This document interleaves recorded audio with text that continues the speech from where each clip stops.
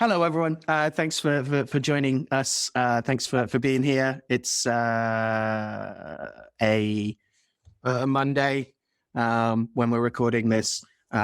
We are here to celebrate the Feast of Saint Pancras, and I'm excited to learn more about the saints that he's associated with as the ice saints.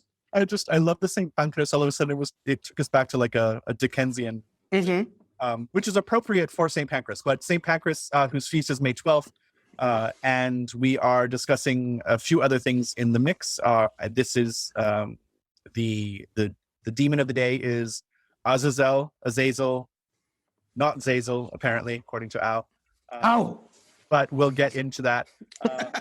This session also brought to you by the plant or tree, I suppose, Blackthorn, and by the stone Garnet, and by the type of magic we've just got as weather, which I've got a little bit on weather prediction, a little bit on weather witching, and then a little bit on kind of bits in between that I was hoping we could have a good chat about. It's a good broad topic to go through, and I know you've got a number of workings that you're excited to talk about.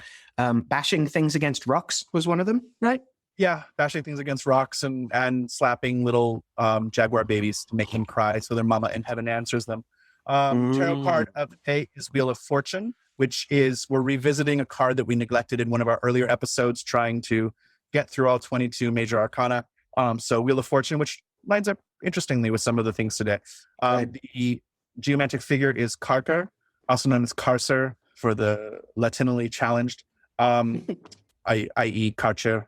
Church Latin, and its corresponding Odu configuration, which is Odi Meji or Odi, the broader concept there. And the dead magician is Enoch, controversial. Enoch, which sounds like Tenoch, which is a prickly pear. So, welcome to the show, and we're doing this thing of, it's like our first episode where we did one, and then 2 weeks later said, we're going to do another. So, once every 3 or 4 years is probably enough for that. Like Tombs, as in Eugene Victor from Squeeze from the X-Files. How often does he surface to eat livers? Is it every 23 years or something? 31 years? I don't remember my teenage years that well. But I was a definite X-Files fan. So St. Pancras, let's start off in our traditional manner of invoking Das Sanctus. That was a mixture of fake Spanish and fake German. Das Sanct. Das Sanctis. So there's no actual reliable historical information on Pancras, right? He's a Diocletian saint, which, much like our beloved Cyprian, means that there's a lot of possibility that it's based on someone real, but also a lot of possibility it's based on the folklore needs or the value centers that are being adapted throughout Christian history. Right. But you have to wonder how Diocletian had any time to do literally anything else other than like martyr Christians. But like he's the Aztec sacrificer of old European Christians, right? So like pulling a heart out every 18 seconds on top of the great temple. Right, to get through that number of supposed sacrifices. Yeah. But, numbers are also qualitative and not quantitative, as every biblical literature course I've ever taken as a Catholic schoolboy has told me. But so he was born at the end of the 3rd century and brought up by an uncle in Rome. They became Christians. He was beheaded in 304-ish when he was 14 years old. So he was a youngin. He's often depicted as a soldier in Roman garb. And primarily we have evidence of his importance, or his cultic practices are of import, because was it the Bishop of Canterbury, the Augustine of Canterbury, dedicated a church in London, or that he gave the relics to the King of Northumberland, which is one of the oldest sites of Christian worship in England. Yeah. So the name itself, St. Pancras, is tied into not only Christian history in London, but also a notable district in London as well. Like it's a neighborhood. Right. So even though people might not be familiar with St. Pancras, every Londoner is by nature familiar with the name. Yeah. Yeah. At least from the railway station. and the area by extension as well. Yeah. So I read that he's depicted as a soldier because he shares that his martyrdom day, right, which is his feast day, the 12th of May, or what we've decided to call the day he's martyred, and thus his feast day. There are two other Saints Achilles and one beginning with N, I seem to remember, and they're soldiers. And what I read was that he starts to be depicted as a soldier because he's close to them. Yeah, Nereus and Achilles. That's it. Yeah. So here now you even have not only, as a subset of the now buzzy hagiographic blur, but we're talking about occupational blur. Yeah. So we don't know what he was or what he did, but he's depicted as a soldier because his fellow martyrs were depicted as soldiers or are said to be soldiers. I also find it interesting, right, that it's this trio with him. So he's part of a little trinity of martyrs that are worshipped together or venerated together, I should say, because past teachers are going to come back and smack me the difference between veneration and worship is profound. But in practice, not so much. Right. So, but also that he is part of a trio of saints that are known as the Ice Saints. So that side of his lore is it's not just a trio that it can move around, but Mamertus on the 11th, Pancras on the 12th, and Servatus on the 13th are often referred to as the Ice Saints, or Pancras, Servatus, and Boniface on the 15th, sometimes with Sophia added in as the Ice Queen, the Ice Girl, as she's known. So the idea behind them, which is a lovely term for understanding one of the very reasons why we do what we do on this show, which is using the fixed Catholic calendar and sometimes the Eastern Orthodox calendar as reflective of the solar calendar that we use on a daily basis, which ties us to the seasons. So a lot of the beautiful adaptations that are given to saints are answering the needs of pre-Christian or parallel to Christian practices that are being expressed through the seasonal round. And so this idea of the Ice Saints is because it is tradition that around this time of year, and apparently if you're very Orthodox, on this time of year, the 11th, 12th, and 13th, that there's a severe dip in the temperature, that a mini winter comes. Right. And certainly we've kind of had a brush with that as we discussed recording this episode, that this past weekend, right before St. Pancras' Day, there was a huge storm across the entire eastern seaboard with snow in May. And although I'm familiar with the weather patterns upstate about how, like everyone says, do not plant things before May 1st because the ground is not thawed. Right. It was evident. Here's another reason why. Like it was an interesting side of things to see Central Park dusted with snow. This notion too, I think, is interesting because, okay, the Ice Saints, they bring on something that is sometimes referred to as Blackthorn winter. And because the blossoms on the blackthorn are blooming around this time, not the berries; those are later in the year. Sloes, yeah, the sloes, and they're white, right? The flowers are white, yes. Mm. The sloes are a bluish black, but also the conflation, also like blackthorn. Those are sometimes called blackberries in plain speech. And there's a lot of lore around blackberry bushes in the fall and towards the frost area. Remember, with we've talked about this with the devil landing at that time on. And all those things. And some of the lore gets blurred onto Blackthorn as well, back and forth. Right. The Blackthorn winter. And then in the States, you have something called the Blackberry winter. Is its own kind of similar thing. It's a colloquial expression in the South, in the Midwest. I mean, all along Appalachia, basically, that it's a cold snap that happens when the blackberries are in bloom.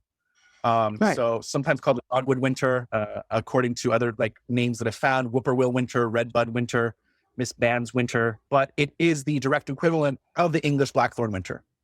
And I also think even with all this, because we're kind of blurring between the saint and everything forward, we're in this, that the idea of the hedgerows themselves turning white is fantastic, right? Because then we start to understand some of the almost law of similarity that's going on, doctrine of signatures type of thing, that when the rows themselves, the thorns become dusted with white flowers, then snow comes.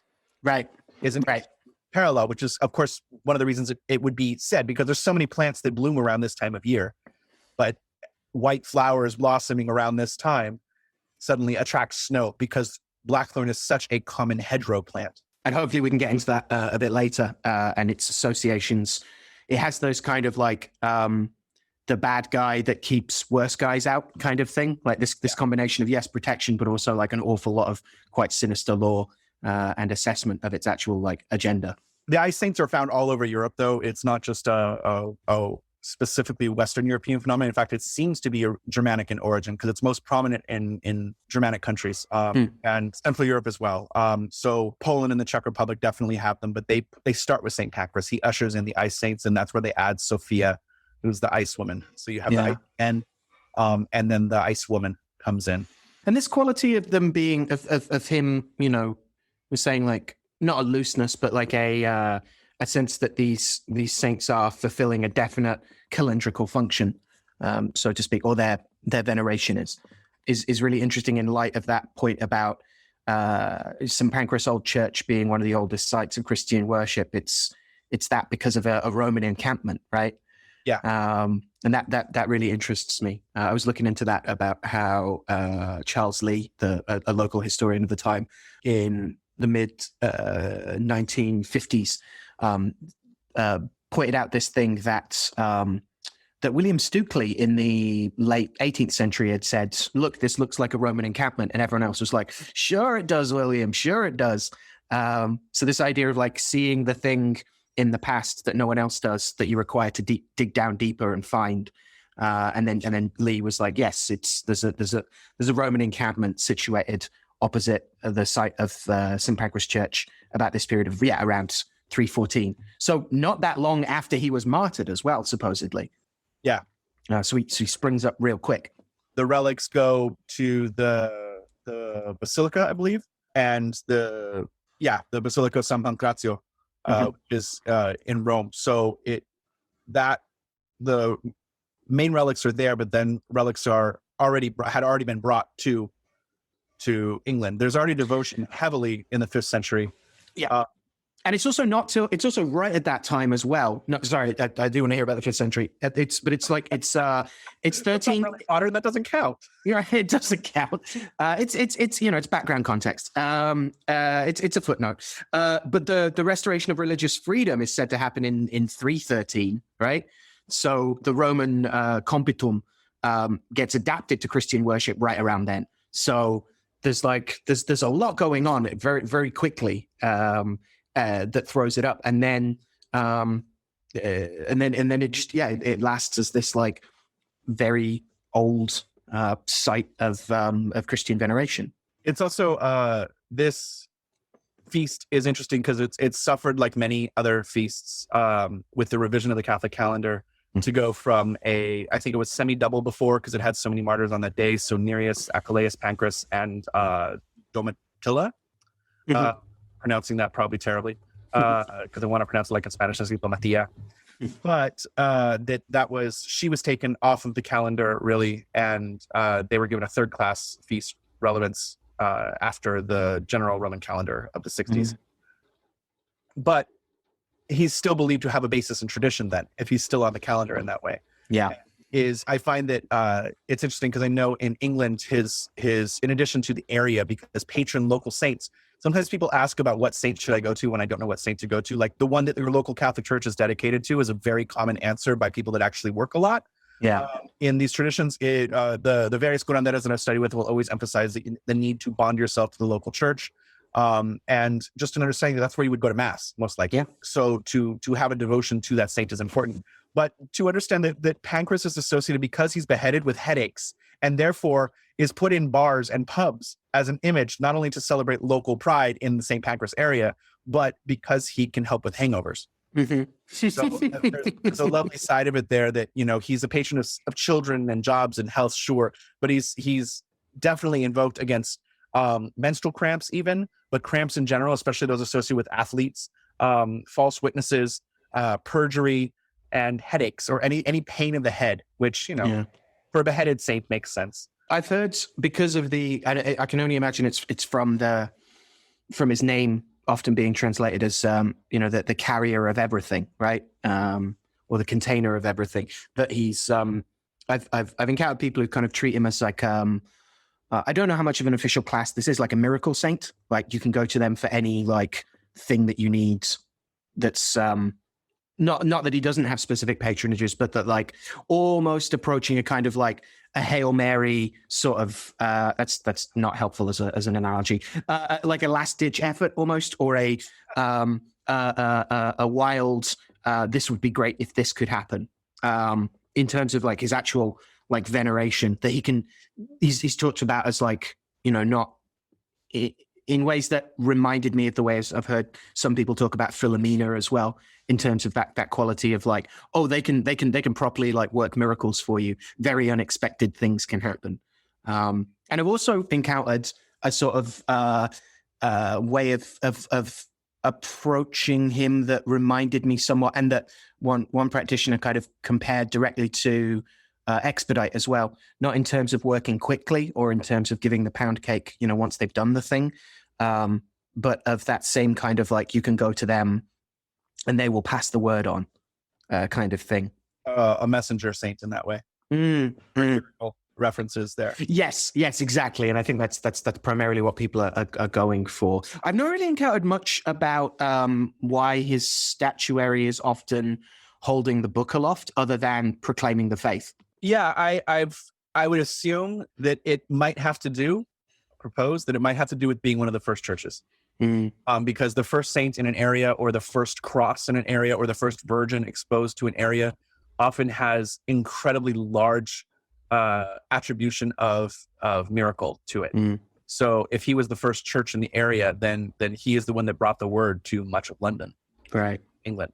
But certainly to die, to be a convert to Christianity, and then to die for it under Diocletian is its own thing. Right. But certainly under like a syncretic lens, the holding the book aloft version of him would be interesting for anybody who's holding high the importance of books, whether it's librarians or grimoirists or anything like this. Yeah. I think, that's the side of it being the first saint in the area reminds me of like the Cruz de Caravaca lore, where that's the first official cross brought to Mexico and some say to the New World, and therefore becomes an object of veneration and a symbol of all Christian magic in general. Right. And the ability to combat other forms of spiritual warfare even.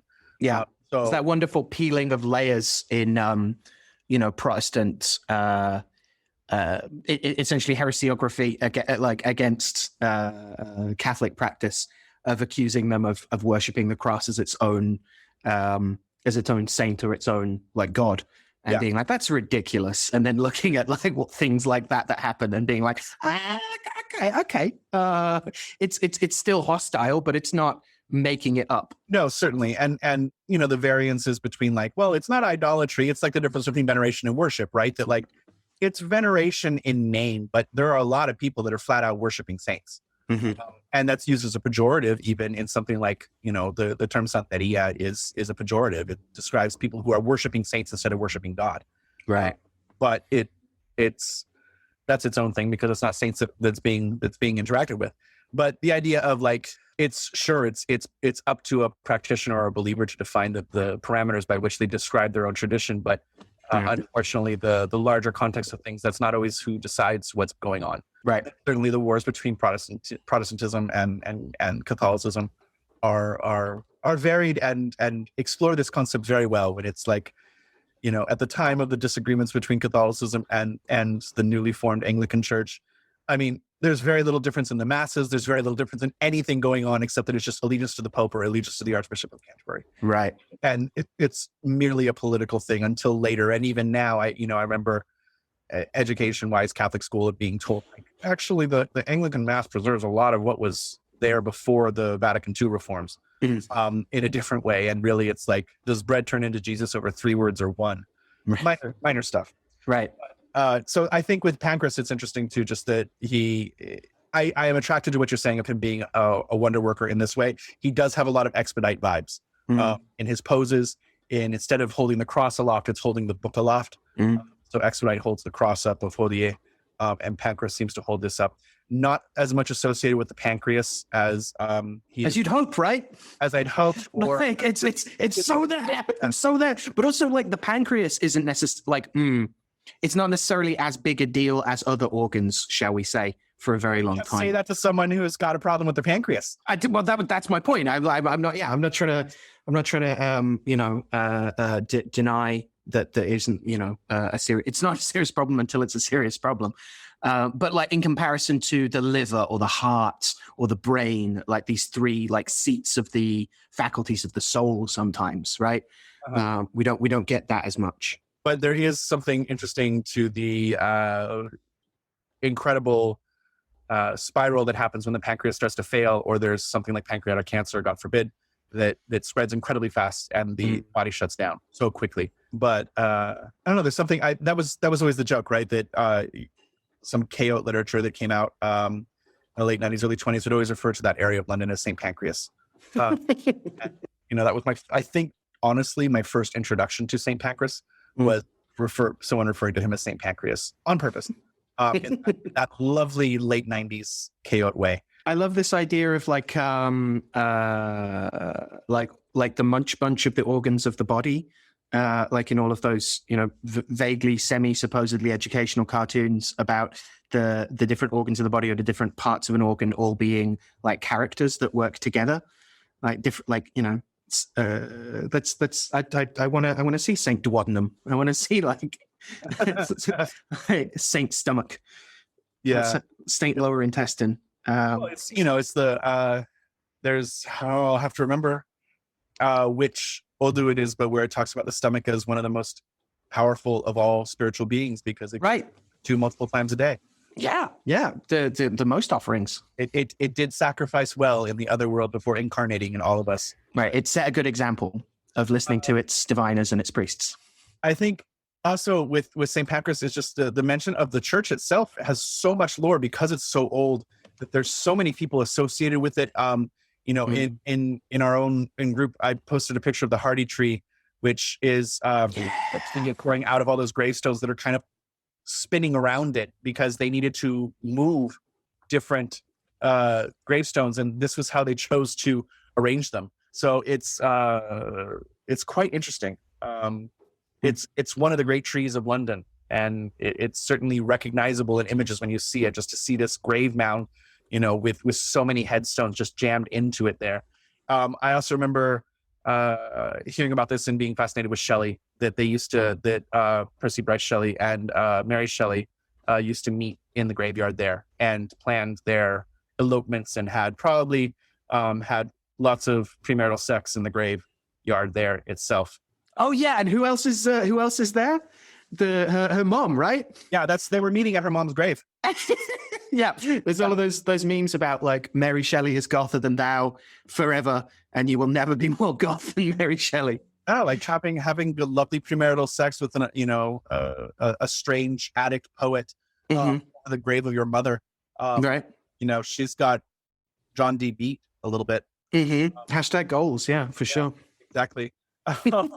Yeah, let her be an inspiration, not again, let not her achievements daunt you for yours. Do not seek the seeker, but seek what they sought. Also the movement of the graves is because of the railway, I believe. So the side that like making room for people to traverse through this world upsets the eternal resting place of people in the next. Yeah. And the station is late as well. It's commissioned by the Midland Railway, which is why I'm interested partly in it in the 1860s. And they had a network of routes. In that, Al, because West Midland's pride. I've been rewatching Peaky Blinders, and looking wistfully at rain. Hoping to have an old forge, lighting up the night sky, so I can see which way to stumble home after the pub.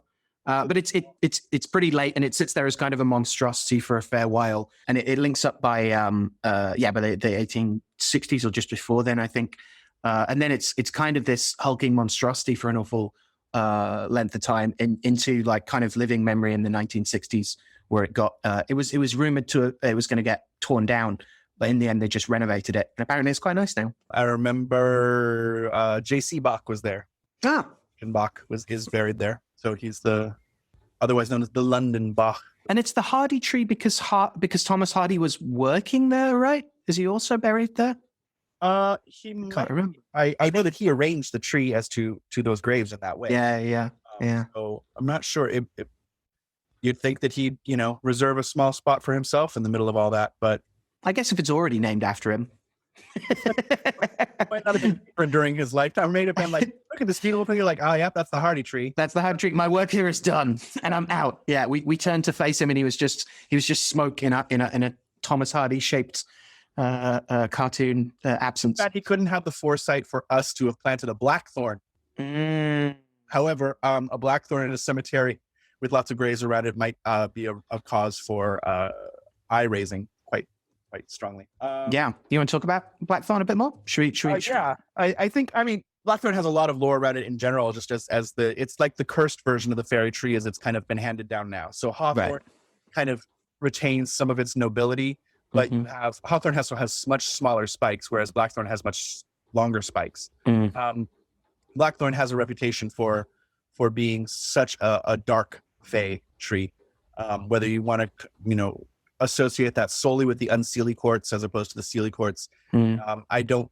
The older lore, although it does identify it as a fairy tree, it doesn't seem to differentiate as much between the Hawthorn and the Blackthorn as being completely like benevolent and cursed the way that many interpretations in the neo-pagan world do now. Right, it's an odd one where we've seen it like where it seems to have a commonality of like the thorn tree. Then it seems to very definitively, Manchianly split between the white thorn and the black thorn. The black hat and the white hat, but then also seems to like merge again in a bunch of in a bunch of more contemporary practice that says, well, that doesn't like the idea of there being the good Christian one and the evil pagan one. Yeah. Or at least, wants to play with how useful that evil pagan tree is. Right? Yeah. I mean, and like you said, it definitely, it both protects and it curses. I mean, to harvest the thorns is its own act of prophylactic magic, right? Because if you're harvesting the thorns, you're taking them away from the hedgerow in that way, which part of the reasons it's planted in that way or cultivated is because of its ability to be a guardian between this world and the other. And hedgerows themselves, I mean, past their lore of being fairy trees in so much of themselves by their nature, but the fact that they're used for hedges, they are the natural boundary between things because animals don't like to go through the thick patches of them. Right. Certainly, hawthorn is fine in hedges, but there are which is a huge species spread. Hawthorn can grow into very tall trees as well as stay more shrubberies. But I didn't put the right emphasis on shrubbery the way I wanted to. However, I think that there's something too of just exploring the hedge crossing aspect of that and what that means, and the practice and the cultivation of hedgerows as a natural boundary is something that takes time. You have to plant it, and it needs to be cultivated. It's not something. It replaces a simple fence. It replaces a simple wire fence or planked fence, and grows over it and becomes incredibly impenetrable. So the note of passing through the thorn bush, whether it's hawthorn or blackthorn, are quite different things. And certainly the fruits themselves. I mean, I guess in order to talk about blackthorn, you end up having to talk about hawthorn a little bit. But to have these beautiful little red fruits that look like rose hips. No hips. That's not what I wanted to say. But the little kind of bluish black sloes that come. Why is it not a slow thorn? That's interesting because we call it a hawthorn that makes haws, but we don't call it. It's also called a sloe itself. The tree is also called a sloe sometimes after its fruit. Along with like sloe plum, which obviously they're in the plum and the damson family. Yes, and the terms for that are found in many languages as well, like the different Iberian permutations of blackthorn and what it is. I think blackthorn does have a reputation for being more aggressive than hawthorn, and I think it has to do with its length of thorns and the quality of the tree there. Certainly thorn magic is a big thing. It was a great presentation by Julia of Occulta last year at BGS on that, which is tied into Perennian lore hugely of just the comparison of thorns to needles and how that magic works, which everything from blood pricking to cursing to Right. I read that the devil chooses his victims or disciples by pricking them with a blackthorn thorn, Yes. and the blood from that seals the deal. And thought of you. Yeah, and that even if you were going to curse someone, to give the blackthorn some of your own blood is very easy, and to break the thorn and carry that thorn while there's some lore, for instance, of we can break into this lovely heretical Christian side of receiving communion with a blackthorn thorn in your mouth, and then stating your wish for the person, and then taking that thorn and putting it in the over the frame of their door. Which is it becomes elf shot, but it's along with the fingers or with imagery in this way, it becomes a token of the work itself. So thorn magic in this way becomes a prominent way to deliver the attack, and whether it's for blessing or bane, even if you are, I think now we associate it's larger talking points that you and I have had, but to wish health on someone is to wish death to the disease. To declare war on the disease. So you can attack somebody for health in the sense that you can attack their disease. And the traditions of blighting a blight or a disease, even bloodletting itself. Yeah, which has playing on humoral escape, can let the heat out by causing heat. Well, all of those corrupted humors, because they're base and they're crude, they're going to get heavier and they're going to get blacker, and they're going to naturally fall to the bottom of the body, as opposed to the subtle and aerosolized, we might say, like the humors made vapor, and not necessarily through boiling in the blood, but through proper application of radical moisture and attention. So the good stuff, not exclusively the stuff around phlegm, kind of collecting in the head as well when we get head colds, obviously. But this idea that when you let blood, you're not just voiding the sanguine humors, you're voiding all the humors that are contained in the blood, which is all of them, including. But the notion is that they're the corrupt ones. I find that really really interesting. I was looking at how they're used for cursing poppets, obviously, jamming these very powerful thorns, but then also looking at how apparently they were used as awls by leather workers as well. So we have another kind of piercing, another kind of skin. And that notion of taking the thorns off and the wood itself. I mean, when you come to the shillelagh practice of extremely strong wood is used there, or even blasting rods in general, which are often blackthorn. Right. I just love that notion of you pierce the leather in order to be able to attach it to something else, and that notion of piercing in order to there was a kind of solve coagula thing there. There's a kind of violence to produce a means by which something can be bound to something, that something can be united with something else. In a lot of domestic magical paradigms, right? So the needle or the awl are the violence, compared to the nails of Christ, that allows sympathy or love to flow. Similarly, you're piercing something so that the thread can be pulled through it, or that something else can become of use from it. There's these lovely many meditations in the domestic arts of this type of thing, of to pierce something to cause pain or violence, or to separate something from part of it in order to benefit it later, is part of the Christian ethos, right? It's to suffer for the greater good. And, calling upon the leather strap to do this is an interesting side of it. Certainly the notion of pruning comes in, and we could talk about that as a totally other thing, but the idea that you're cutting back a tree in order to make it survive so that insects don't devour it the same way. We call upon winter and pruning in order to make sure things go forward, which, in Spain, especially in the Pyrenees and Basque Country, you have the cult of Saint Agatha as being prominent for this, because she pruned her breasts. And now there's a nurturing aspect from a saint who has no breasts. But the notion of pain for good, I think, comes in here very strongly. That makes sense. I was pondering on the this impenetrability of their hedge as well, and the notion of boundaries and what's there. They're regarded as one of the eight in the Ogham tract stuff, which is obviously occasionally historically contentious. But the notion of it being strafe or strife, or however that's said, is not only said to be linked to the word strife, but also sometimes glossed as the increaser of secrets. And this notion that it isn't just creating an impenetrable hedge, which it does in a lot of Irish tales, right? Of taking a twig of blackthorn and throwing it behind you, and it would instantly root and form this, like, this thorny doom that would arise from the depths.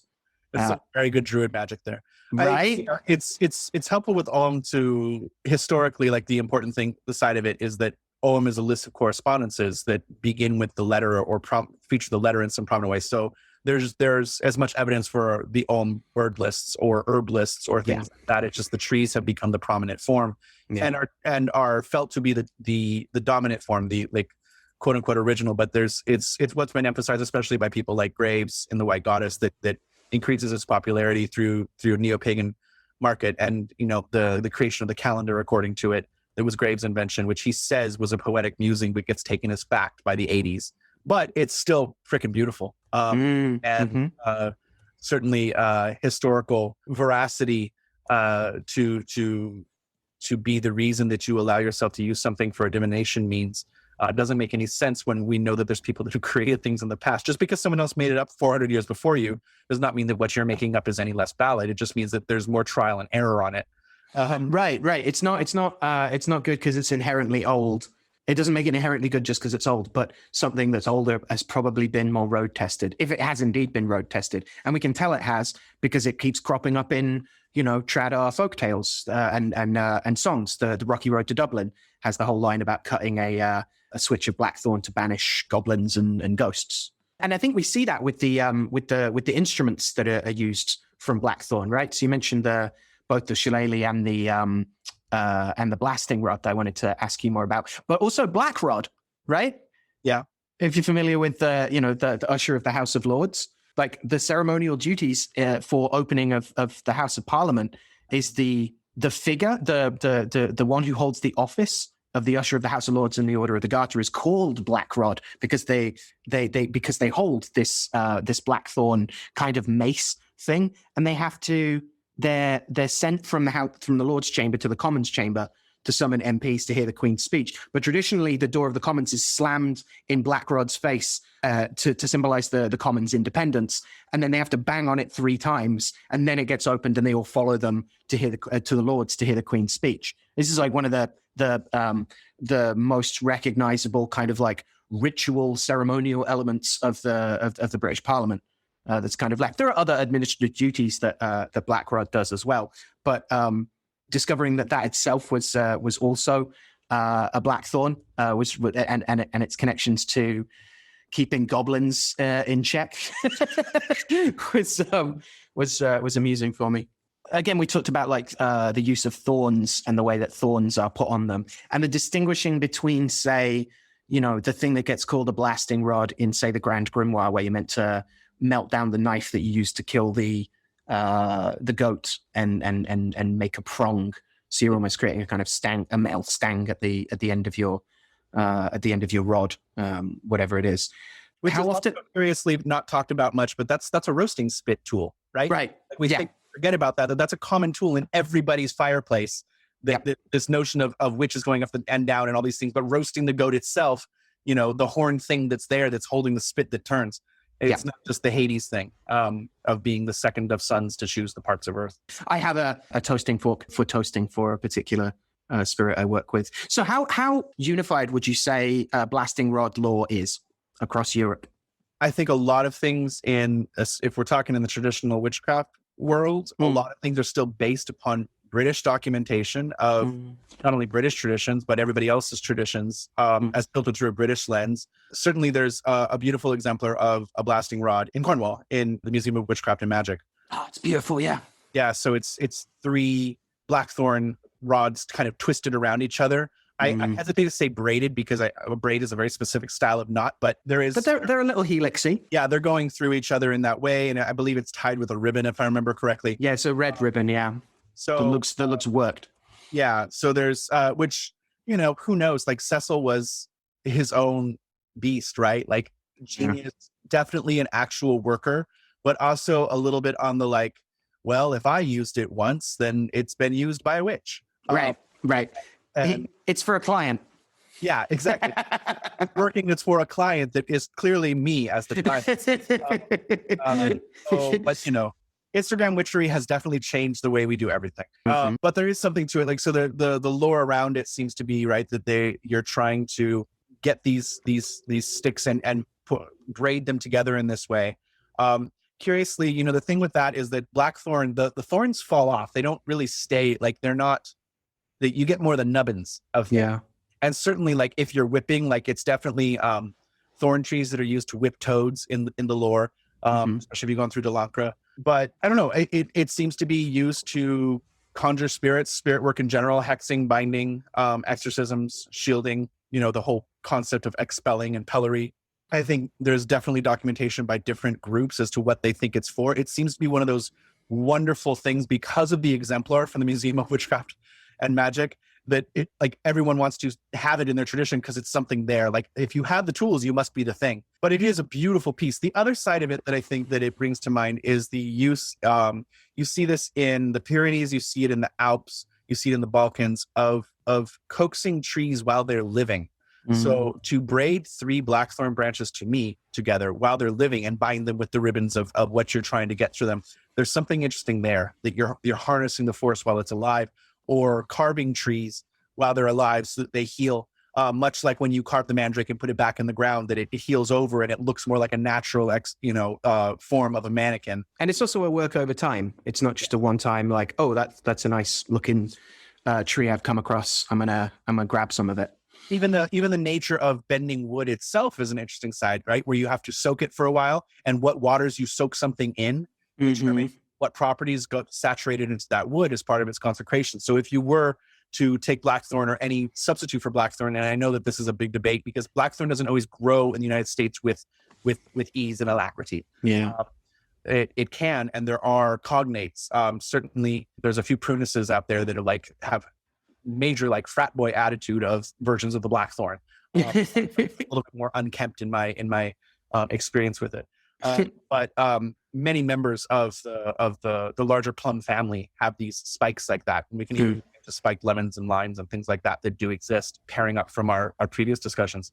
But yeah, I think there's something in the amount of time that's needed to craft something like this, not just from it, because you're keeping it crude and rude, right? You're keeping the nobbins on the stick, as part of its exemplar, as part of its power that is inherent. That it's a spiky wand, and it's scary by its nature. If you rub that against someone's skin, it's going to hurt different. It's not just an impact, now it's cutting. So it wields like a blade, but it's definitely felt to be useful for unruly spirits and just to represent authority. So I think, whether or not Cecil, I don't know the history of whether or not Cecil got that term from Grand Grimoire and then applied it to that, or if it was called that. Certainly to blast someone is not owned by the Grand Grimoires, No, absolutely not. But it's also interesting that blackthorn is often painted black, like a shillelagh is painted. Or it's the soot and butter of it being shoved up a chimney to cure. But also painted, It's still a paint. This is still a pigment that is applied in some way, whether it's soot or black spray paint. But it's in essence making because you want the wood to dry. So when it has to dry in place to gain strength. Which often it's placed in salt water to do that, because the salt water will draw out things without warping it. Yes. And then, of course, if you hang it in a smoker or the chimney, then or near that, it takes on the black flavor of that, which we've talked about, right? The prominence of soot being a very important marker of which I think speaks also to the alchemical side of heat being necessary for craft. Whether it's fire and candle or the transformation of something through heat, like in alchemy. It's also interesting that it's placed it's almost like on the job training. It's placed in the chimney, a spot of protection, right? So it's also kind of learning its job by being consecrated there. Well, that brings up even the tandem that we've talked about before of I think the Western lore makes us very susceptible to wanting to know what the consecration for something is. And there are evidences for that in Christian ritual, and of course, where you're making holy water holy by declaring it holy. But in essence, it's not like it has to be done much before the work itself. You can baptize any pool of water, or name it as holy, and then dunk a baby in it. Especially even in Catholicism, where you can have bush baptisms, as they're called. But the notion that consecration through use shows what it is, and you see this, I think, interestingly reflected in the Wiccan initiations.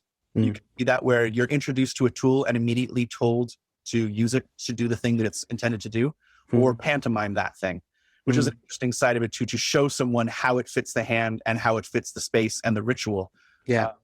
There are elements of that in Masonry as well, but I'll be less organized if I leave Masonry to be its own thing. I didn't realize it was the berries. The juice of the berries is a famous ink, according to Culpeper. He says it's famous marking ink to write upon linen, being so strong an acid that no other acid known will discharge it.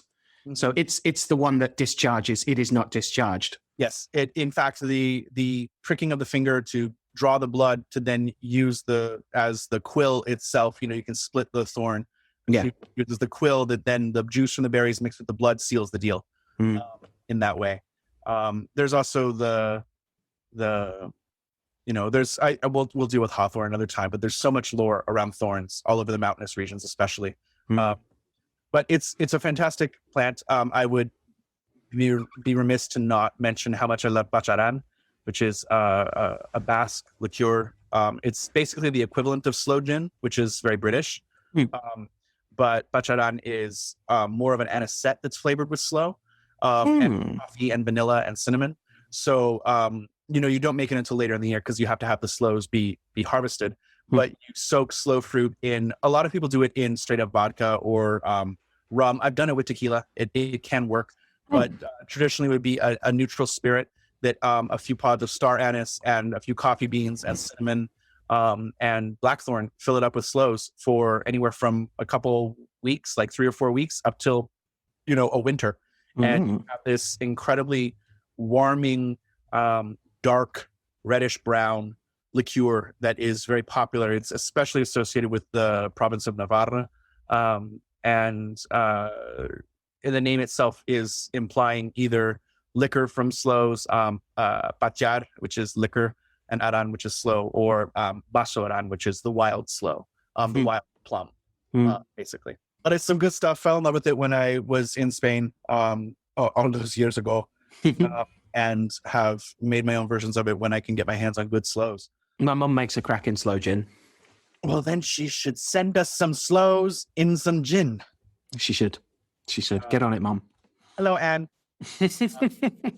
But I have no idea if your mother listens to this podcast. Okay, so in the nature of things that harm and heal, that was my segue into watcherness, and the kind of the dual nature of Blackthorn, which can make the curse be stopped, and the thing that is the curse itself. Yeah. The relationship of the scapegoat to Azazel, which is the biblical origin that we're talking about, as far as Azazel goes, of the supposition that it is a demon that it is being sent to, that there's, during the high holy days, that a goat was offered to God to be the offering, but there was also a goat that the sins were put on, and that was driven up the backside into the desert for Azazel or Azazel, or however we're going to pronounce it. Right. Yeah, which is also translated as it's translated as for Azazel, but it's also translated as for absolute removal.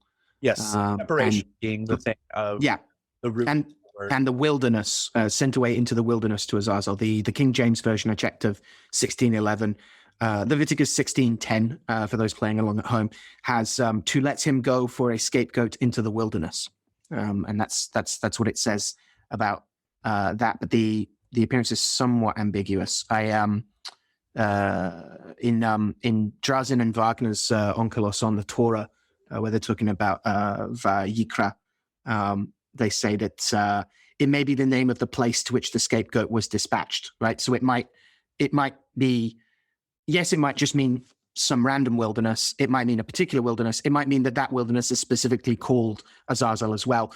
But they also point out that it could be a contraction of Hebrew words that mean the goat that is sent away. Or in case we're running out of options here of the things it might be, they also say that it might be two angels, Uzzah and Azazel, to whom the goat is sent as a bribe to stop them. It says, from beguiling the Israelites at this time of possible atonement. In ancient legend, these angels enticed humans into the illicit sex acts that are hinted at in Genesis 6:1. This is classic, like Enochic Watcher material. But it's also possible that the second goat was sent to the demonic ruler of the wilderness, Samael, as a bribe. And this is based on this notion that Samael would appear before God on Yom Kippur to act as a prosecutor against you, listing all of your sins. Which we find in a bunch of different ways. It's also something that's sometimes linked to Enoch as well when we get to that, and not just through the Book of Enoch or the 3 books of Enoch, depending on how we're doing this. But it's a little ambiguous at this point. Wonderfully ambiguous, because it leads to a huge polyvalent orgy of possibility. So my next plotting of where this crops up next is actually the Enochic stuff, but I don't know if there's like a middle point before then. Like, are there older traditions pre books of Enoch, pre Enochic? I keep meaning to try and not say Enochian. Have you encountered like early Jewish witchcraft that starts to deal with this at all? No, I mean because it would be different if we went into like Ethiopic traditions, right? That was, but like, I mean, it's worth mentioning the context of the Shedim themselves, like the hairy ones of the desert that are associated with the screech owl lady, but that Jeroboam, however, my pronunciation on that is probably good. Jeroboam was anointed priests for the Shedim, like in the Old Testament, like, and there were further. I think it's one of the Josiah destroyed their temples. So there were people that were interacting with the hairy ones of the wilderness, which are translated sometimes as fawn or satyr or whatever these things are, and that different cultures express these things differently. But there are these goat-like things out in the wilderness, and the Shedim are associated with this lusty fornication and animalistic nature. They might actually be spirits. They might be fallen angels. They might be, if we're going through a universalist thing and trying to make sure everything aligns to Judeo-Christian mythos, as seems to be the purview of a lot of occultism, whether they want to or not, or acknowledge that or not, we can blow it apart and say we don't know, because there's also, Oz is goat, but Azaz and can mean the strong one, and Aziz, which is a light god, which is is a Canaanite god of the sun that burns. But I always love that because of the 5th element, and Aziz, light, makes me laugh every time. And then there's people that believe that this is tied to Set, and a lot of the Temple of Set literature on this, or the research on this, like, loves to link everything back to Set. But Set itself is a concept that's a whole other topic. But is not necessarily the opposer from the beginning. It just means it's a foreign god. And things change, dynasties change, especially when you have a 5,000-year empire. That said, I have not seen anything. I mean, as far as the Enochian, if we're just take that, release it from its the Enochiana that's out there, the Ethiopic traditions far precede the European introduction or reintroduction of these texts.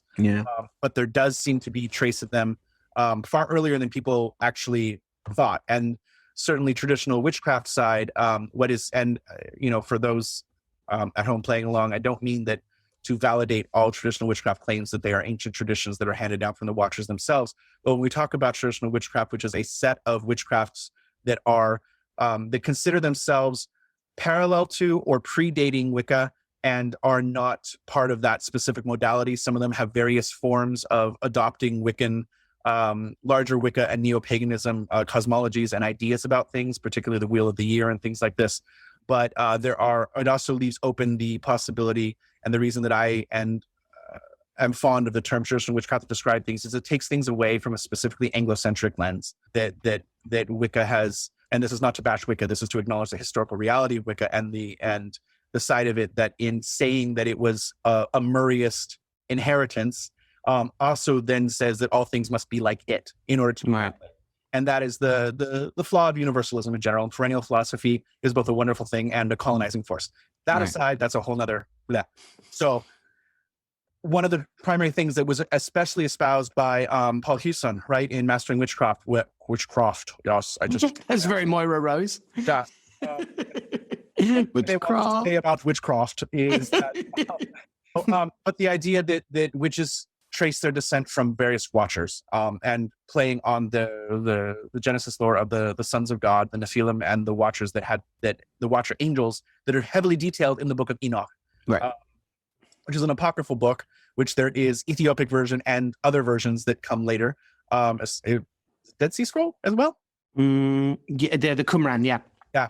So there's a lot of possibility of what those things are, but Azazel then shifts from just this name of something that is biblically already existent to part of a larger and given much more prominence along with the other strong one of God, Shem Yaza. Yeah. As this, and these things are conflated as like, we don't know who we're talking about. When we're talking about Azazel, and we're talking about Azael, and we're talking about Shem Yaza, and we're talking about Samael, and then all these things mean that there's some form of powerful spirit that is no longer necessarily on the side of God. Yeah. However, they did teach humans things, and this is the lore of the Watchers there. Right. So, right. And this is the other confusing aspect, because on the one hand, we have definitive things that Azazel is meant to have taught humanity, making of weapons, or sometimes translated as armor specifically, and cosmetics, interestingly. Not a form of armor. Right, exactly. Yeah, get your war paint on. Yeah. But also, like the first book of Enoch also says the whole earth has been corrupted through the works that were taught by Azazel. To him ascribe all sin. So he's also kind of getting a promotion. So he's, on the one hand, he's specifically identified as a fallen angel that teaches particular things, but then also is kind of the scapegoat, right? But also the head, the originator of evil. And again, this point about finding the first is not just about where did it start, but it's also about who promulgates it. Therefore, and the first is almost of anything is often appealed to as a teacher of that thing, which our friend Erin in some communication recently, she's been looking for the first baker. So if anyone has come across myths of a first baker, let us know. But she pointed out that working with firsts in this kind of ancestral way is great because yes, they're the expert, they're the one that's been doing it longest, but they're also the first rookie to do it. Yeah. They're the first noob to do it, and I love the way she phrased that. I thought that was really cool. Yeah, it's certainly the notion that the divine blood is seduced somehow by humans, which also we have to get Porterfield to come back and weigh in on the free will of angels in this. Oh, absolutely. Because to be seduced by something would have to be part of God's plan from a Judeo-Christian, specifically from a Judaic mindset, and therefore there must be an explanation for this. So, Porterfield, get ready. But I think, Azazel being the one who teaches swords and knives, shields, breastplates, bracelets, the shadowing of the eye with antimony, ornamentation, all of these things that make that, all kinds of precious stones. So the art of using magical stones, both in beautification and for their magical virtue, which at that time would be one and the same. Right. We can't talk. It's not like astronomy suddenly happened at some point. Right. Astronomy is really just the name given for the demystified version of astrology that was still used after the Industrial Scientific Revolution. Right. So, there's no separating astronomy from astrology previous to that date. They were one and the same. Right. So it's all coloring tinctures. So all pigment and alchemy itself is Azazel. Yeah. So anybody that's interested, that's a huge swath. That is a major thing. This angel was a teacher. Right. A huge way. I think there's also the the Apocalypse of Abraham references where he's and the unclean bird spoke to me and said, "What are you doing, Abraham, on the holy heights where no one eats or drinks, nor is there food upon them for men? But all these will be consumed by fire and ascend to the height. They will destroy you." And it came to pass when I saw the bird speaking, I said to the angel, "What is this, my Lord?" He said, "This is disgrace. This is Azazel." He said to them, "Shame on you, Azazel, Azazel. For Abraham's portion is in heaven and yours is on earth. For you have selected here and become enamored of the dwelling place of your blemish. Therefore, eternal ruler, the mighty one, has given you a dwelling place on earth.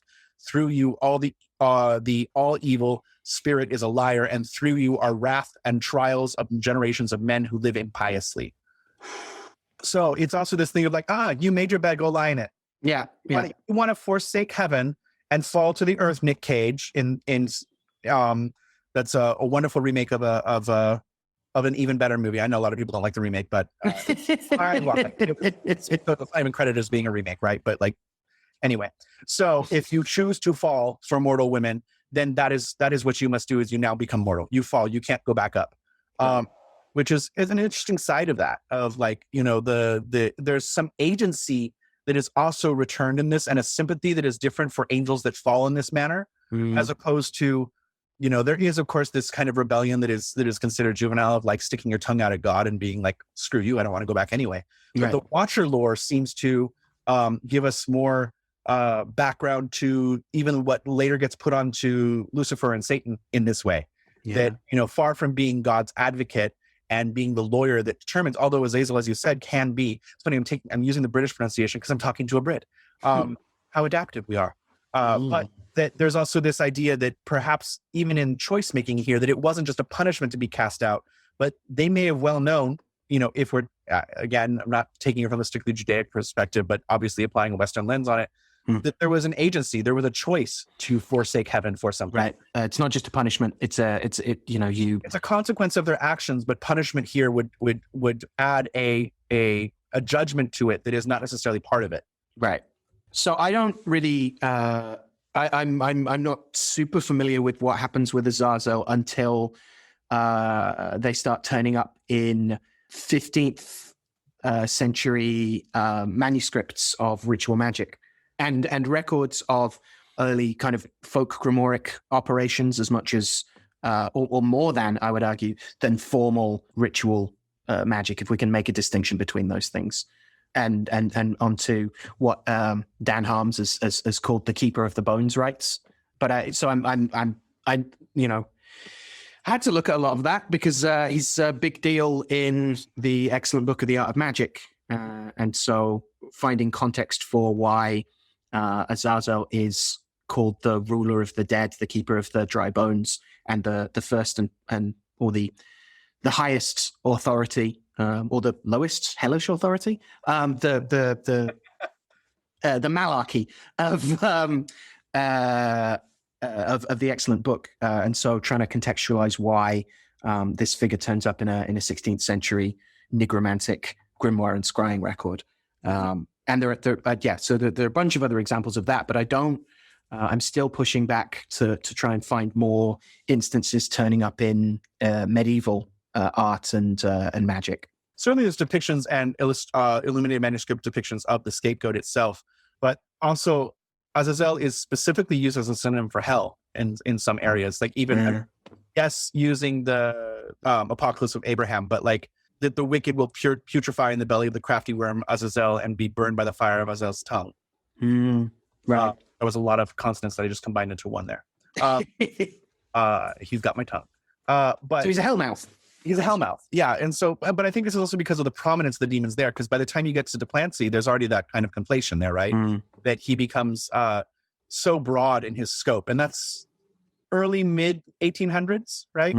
Is it 1850s, 1860s, Duplancy? Duplancy, I thought it was like end of the 18th century, but I could be wrong there. I don't know why I thought it was like Civil War. Okay, my Civil War, not yours. Very big difference. But I also remember that like that's used as evidence by some people as to hold a feast of Azazel on September 10th because the Day of Atonement is given a fixed date in Duplancy. I remember correctly. So 1818, Dictionary Infernal comes out. Okay, well it's definitely pre-Civil War. We split the difference. We were right between us. Together we are stronger. So yeah, I don't know where does this notion come in, and how soon dare I open this can of worms that is the great worm Azazel? How soon is there a differentiation between Zazel, Zazel, and Azazel? The worm, the spice. Is there a relationship? Yeah. How very dare you? Well, I think it's interesting that he starts being equated with the kind of mouth of hell itself. And like you say, like he gets so broadened that it becomes a byword for the devil and also for the place the devil lives. That's fascinating. And I wonder if that's what's going on with these rites that we have records for from the 15th century, but mostly seem to emerge from the 16th, and then a bunch more in the 17th around going to a grave and appealing to Azazel as the Lord of the Dead and the keeper of that dead person's bones, to send them to you in order to either provide you with information from Azazel. So either you ask Azazel to send forth a ghost to deliver the answer to the question that you put to Azazel, or as an intermediary for further ongoing relationships with this keeper of the bones and this Lord of Hell, as well as a Lord of the Dead. So the idea of them coming up from the earth in some sense, and having this explicitly moving from a general sense of doing evil to specifically being the authority by which you can command the dead is interesting to me, and feels like the most, feels very Saturnine, right? The keeper of the bones. In many of these operations, you go and appeal to Azazel to send you the ghost, either to deliver Azazel's answer to your question, or as kind of a familiar spirit of sorts. But often you take dirt that has touched the body or touched the coffin and put it in linen, and then put it under your pillow to dream the person who will come to you. So again, we've got an awful lot of very lunar, but also very Saturnine features here in this kind of work. It's also said in some of those operations, there's an intermediary stage where Azazel appears to the magician, and you have to negotiate for the dead person to appear. Sometimes there are additional ritual instruments and protocols within the protocols, a magical circle, or interestingly, a plate of lead used as a lamina. So again, a very Saturnine material being employed. In some of those manuscripts, you're also meant to have a mass said for the dead person, but not in all of them. So there's something here that's going on with this keeper of the dead bones, this ruler of the dead, who also is, we also have operations where you would do all of that stuff with the getting a ghost familiar, a ghost butler, if you will, in order to find treasure as well, or to be granted other spirit familiars. I love the idea of going in and changing all references to the word familiar to butler. Right? Ghost butlers. Like, as long as we put it in a classist-based, service-based industry, then it's fine. Yeah, exactly. That's where I let the butler suckle at night. The help. What it brings up for interestingly about this, what it makes me think of, the goat for Azazel is two purposes, not just to take the sins on of the populace, but to witness the effectiveness of the sacrifice of the other goat. So it sees the sacrifice of the original goat and the need for atonement, and then it is the one that takes that into the desert, which shows that by the goat going there, it means the other sacrifice has been done, which is interesting too. Yeah. And so there's an interesting there that also, I like the parallel of sins when we talk about this in a larger kind of metaphysical Macumba context, of the idea of the choices not made or the choices we have made, and the ability to kill actions as no longer relevant to the current time. Yeah. There might be consequences from them, but the idea of expiated sins being dead in and of themselves, and that the goat is connected to that, is very interesting to me, and takes it to a land where these sins live, or something tears it apart, or whatever it is. But that's all very interesting. So the witness of dry bones there, that there's this idea that it could this Lord of this world, who is exiled here, has to live with the choices that have been made, is a master of this world and knows what things are, and therefore in time all Azazel and the Watchers will sit over is dry bones. Right. There will be nothing left, because or heaven will be created anew on the earth, and like, I don't know, whatever the mythology is there, but this foreseeable time there, that the everything they've loved, all the women they've loved, all the men that they've loved, all the people they've taught will die. This is a fascinating reading on one of my favorite parts of the excellent book, where they refer to the spirit Azazel as which are a living and a loving spirit.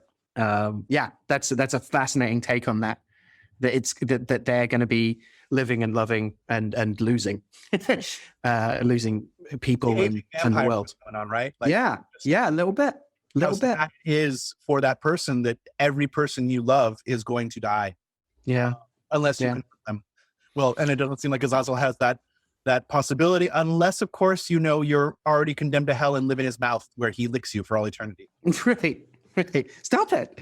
Yeah. And this sense of like, there is this. Now. Yeah. And I think there's more going on there, like you say, than just this kind of like role as a seducer. I think that gets I think that gets overemphasized a little bit with the Nephilim and the Watchers, that just because they did that doesn't mean that they're still out there doing that. Well, certainly mythology loves one-dimensional characters, but we do not. Right. The value of our history and the value of our myths and the value of not confusing the two. And even reanimating the myths into current context. So that's the beauty of lasting myth, is that it applies still, and we adapt it to the current time period. So people argue the historicity in the context of myth, but the beauty in transmitting these stories still is that they are applicable to modern times. We can have a broadening of the appreciation of them by understanding the history and the context. But I mean, not that this is proof of it being a good practice, but what Christianity has done with a scant ability to understand the context of the Hebraic tradition, which it is said itself to have inherited, right, is quite fascinating. I mean, people are going to do what they're going to do with information. I'm not saying that that's a good thing. I think history and research are wonderful, and I love the passing on of tradition and the understanding of tradition that inspires things new, not just keeps it bound to the old in chains, is fantastic. And I think there's something beautiful about the Watcher lore and how these spirits teach. Right. That is what they taught these things to mankind. How long it was before they started teaching, I don't know. Maybe they were like, hey, Earth is great, and now I'm bored, so I might as well do something. And, who is it for Azazel that like teaches so freaking much? Like this is the angel, the Watcher of alchemy. That's huge. Yeah. And the meta modeler of meta models, right? So many innuendo, etc. And I think that notion of I think we can develop that idea about things changing and shifting, and spirits obviously having their own lives and changing and not being bound to who they were 1,000 years ago. And so I want to accept that in the course of people, I would still say conflating at least the roles of Azazel. Like there are many roles here, whether that's like a byword for hell or for the wilderness or for the scapegoat or for the devil or for a particular fallen angel, with certain specific or broad purviews, from the role of the ruling spirit of Saturn, Zazel. Those are still two very distinct roles in my practice, even if it is the same spirit wearing different hats.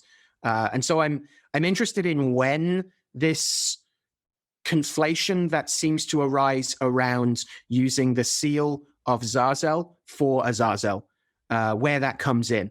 And as we were talking about before we started this, you raised the point again of hagiographic blur, of certain stories being shared by certain saints because they might be from a similar area, or it's another one of those saints that did a thing with a loaf of bread, or was beheaded, or had the same name, right? And so I agree. I think that's important.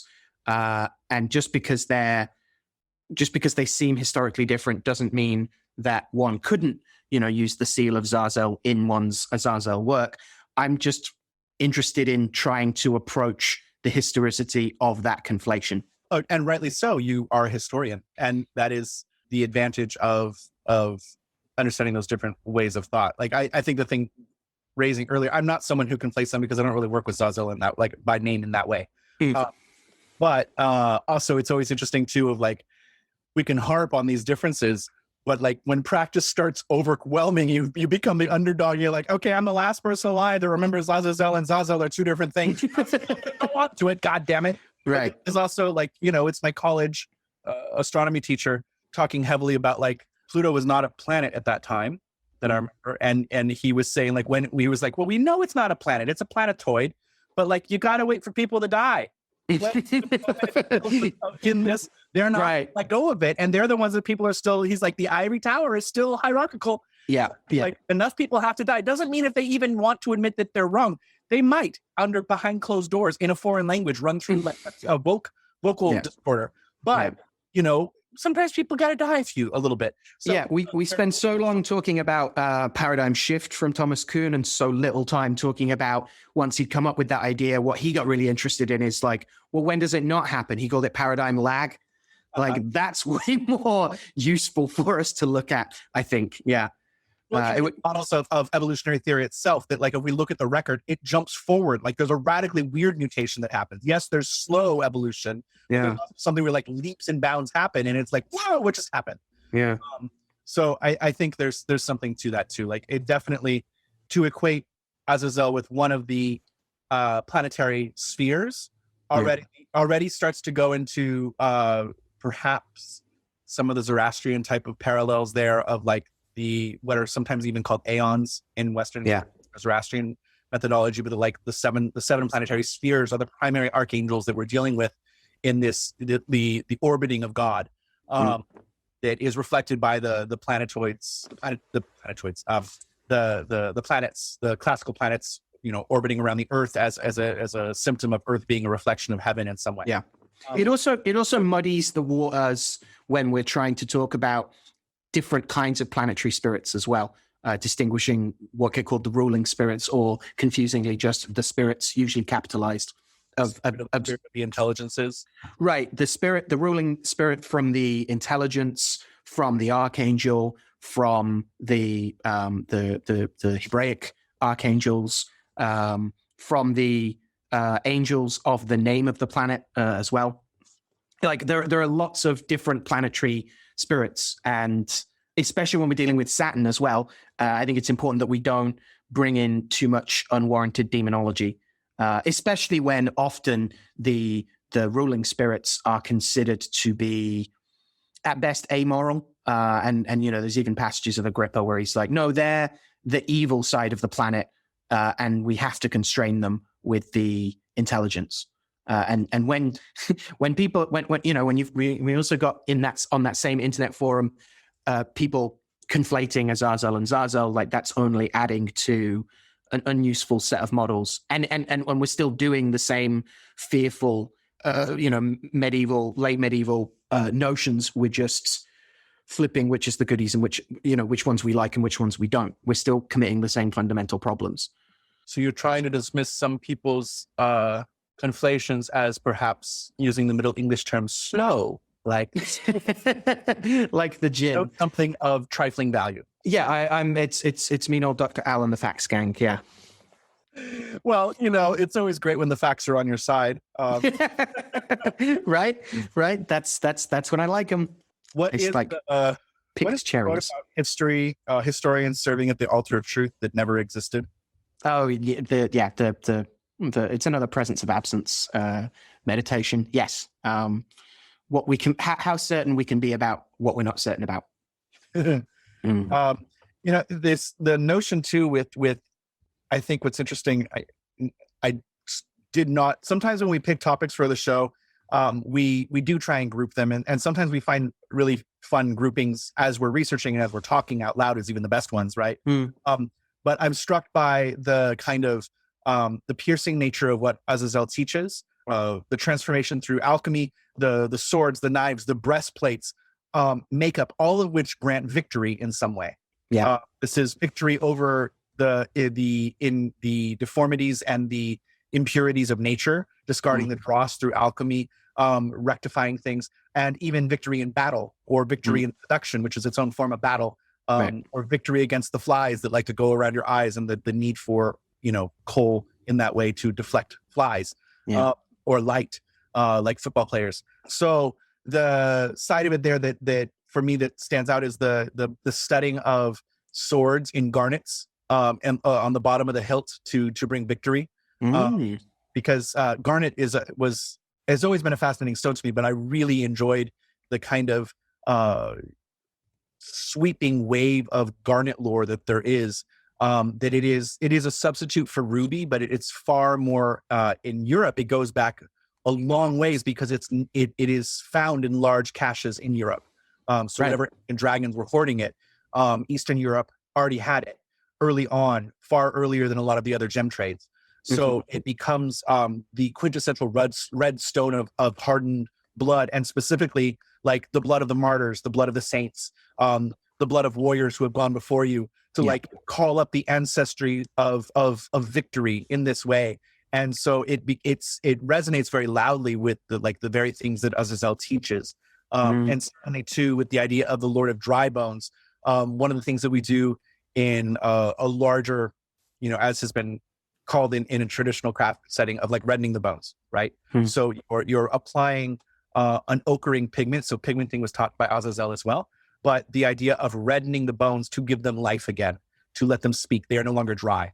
That you're oiling and imbuing with red pigment. And also what's interesting with garnet is that garnet was what was used on early sandpaper. So like when I found that out, of like going and finding the old sandpaper, be like, yep, this is garnet sandpaper. I got me some garnet talisman. That's awesome. Yeah, I didn't know that. Chips were good at rasping away, which then gives them feline connections as well, right? Like a cat's tongue. So all these things early on for garnet are fun in that way. It has heart stimulant qualities as well, right? Both in terms of being good for the heart, but also can make someone so angry that it can lead to a stroke, it's said sometimes. So you have that, like, again, the controlling aggressive violence of Blackthorn as well a little bit there, but being employed to a good purpose.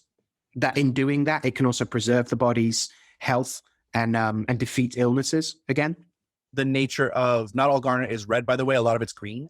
So there's this lovely Venusian Mars connection that happens between the two of them, in that way of like the heart that beats for war or beats for love. And it obviously associated with health, but and the vital organs and things like this, but definitely said to balance the sex drive and balance the libido. And for people who are lacking in creativity or not finding that fire, a misguided libido, that garnet can help restore that. And I find it interesting in the sense of it was literally studded is it the pommel on the end of the sword? It was commonly put there to bring that victory and to bring that balance to the person. That it reminds me of the notion of puer as being a sword.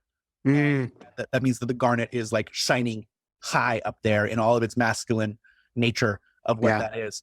And that it's also the name itself, garnet, is pomegranate related. Yeah. Granatus, yeah. It's a little pomegranate seed, which is fascinating because that's also victory over death, right? We're not going to be plunged into winter forever. That we're not going to be, that the maiden is not gone into hell forever. Yeah, I use it for Cauda Draconis work because it ameliorates a lot of the, or finds useful things for all of the bad qualities of Cauda. So it's less like, I'm using this stone because it resonates with those virtues, and more because it's like a hazmat suit for working with those virtues. Well, that makes sense. I mean, like, right, Vedically, it's associated with the sun and the inconquerable light of the sun. Yeah. So it's the blood of the sun on this planet. So to have the thing that can also eat the sun, to go in with the unconquering sun, as its remedy is interesting. Yeah, and that connection to light is one of the main things that I ended up looking at in terms of the following up. I'd seen a little bit the idea that some translators argue that it's mentioned in Genesis as being the thing that lights the way for Noah's Ark, the Zohar stone. Yeah. And sometimes Zohar is just straight up translated as window, and people are like, no, it's not a stone. It's the window by which the light came in and thus could be navigated. There's a lot of problems with that Talmudically, and a lot of like, not exactly midrash, but like commentary that says, but this comes after a whole section about how is built on folklore around the fact that Noah's Ark was carefully partitioned so that the animals didn't all eat each other, right? So how does this window give off all this light? And so it's also said that the Zohar stone is a glowing stone that Abraham had, and feeds into a bunch of legends about that glowing jewel. And again, it's the 30 pieces of silver, right? Actually being gold retconned so that it can be the gold of the Magi. and thus the gold of like it's that young Indiana Jones thing of like you saw this before. We're gonna so every time we mention pieces of silver, it might well be the same silver. So the idea is that this stone is traced back again to Adam and Eve. It's traced back again to a thing they're given on being expelled as a kind of like womp womp consolation prize slash thing to keep you safe in the world of death. And that it then, through them, comes into possession of Noah, who hangs it on the ark. And there's also traditions of saying that the glowing stone was used as an astrolabe as well, by which Noah and Abraham could study the stars, and that connection between studying the stars. We see it with like pretty much, it seems most figures, especially Solomon, who are considered to be very wise, usually demonstrate that wisdom with an understanding of the stars and the stones and herbs that can help cultivate and awaken those virtues on the earth. And certainly, I'm still going to bring up like Azazel's like teaching of mineral magic. Yeah, mineral lore is fascinating. Also with Noah and light, that this is Noah's role, right? Like he's born brilliantly shiny and his son goes blind when he sees him naked. And it's like, oh, is this about father's nudity or the fact that like Noah emanates light? Right. There is weirdly applicable some lore around garnet and sometimes ruby in some borderland magic, where it is believed to be the stone that fell from Eve when Adam and her first had sex because it broke her hymen. And it signifies the breaking of the pure light that is the purity of her virginity, which is all fine and dandy, except that's not how the hymen works. That is not how windmills work. It's not a trampoline. It's like a balloon arch, as that one series post talked about.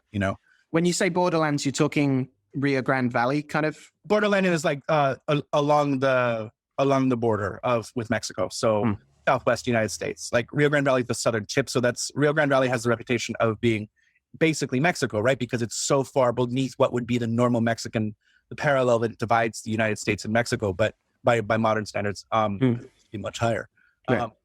Borderland in the sense that like this kind of norteño blurred culture between Arizona and Colorado, New Mexico, Southern California, Texas, these southwestern United States and northern Mexico, just culture doesn't stop at a border. Right. Especially a border that crosses you.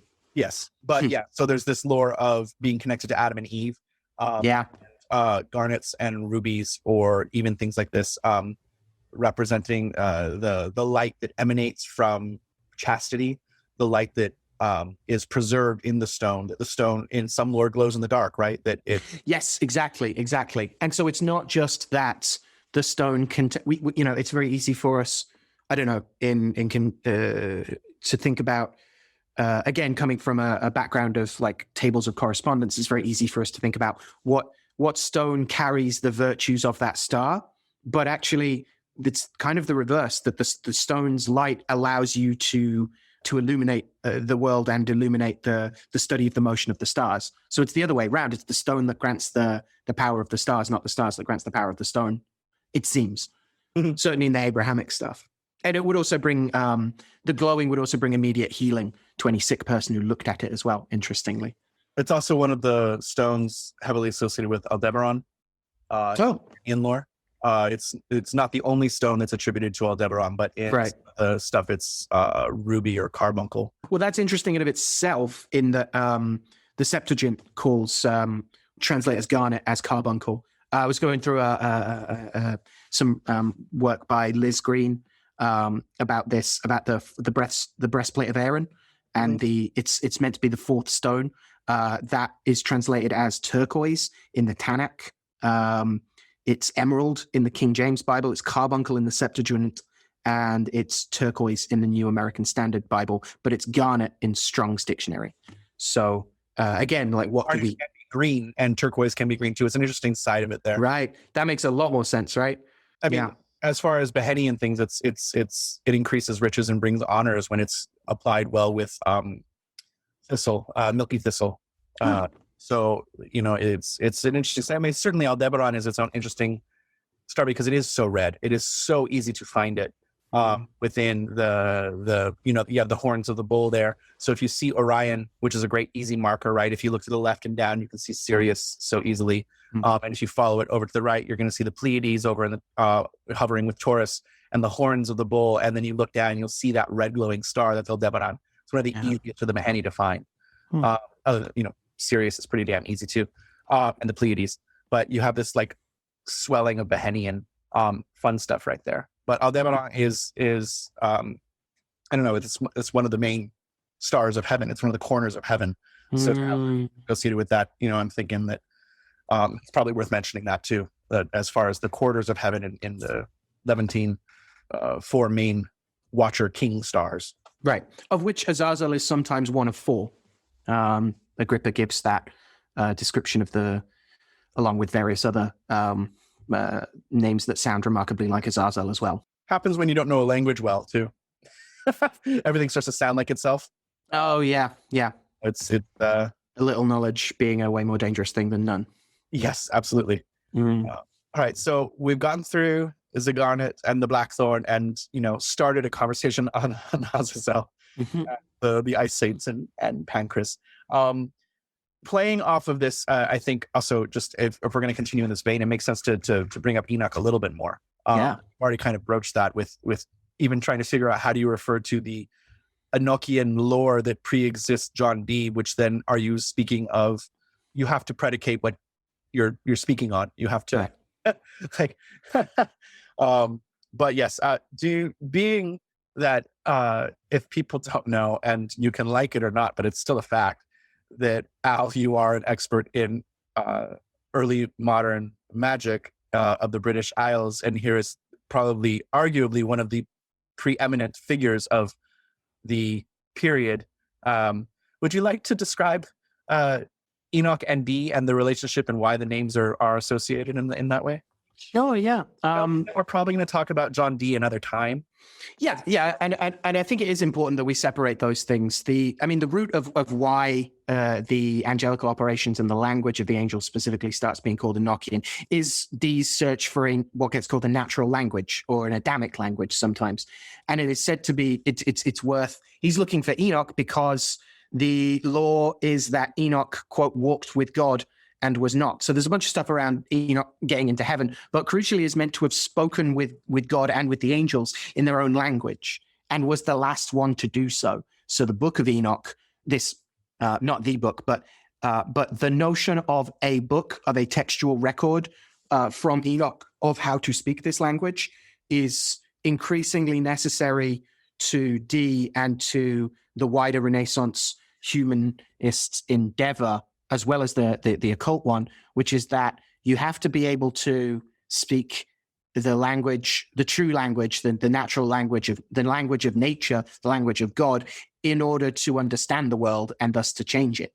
This is a big deal for many, many reformers of the pre-scientific revolutions and the scientific revolution, that you have to be able to articulate the thing to understand the thing, right? That the words we use, there's a lot going on here, right? In terms of the semiotics that's developing, but the root notion is that because Enoch talked to God, so too does Dee. That's his search for the Liber Logoeth and those kinds of things. He's looking for a way to most accurately talk about nature so that we can augment it, and ideally we can rectify it. Is the notion that after Eden, it's all been downhill from there, and this return to restore Eden. In order to do that, we need to be able to speak the language of nature to do so and to return ourselves to it.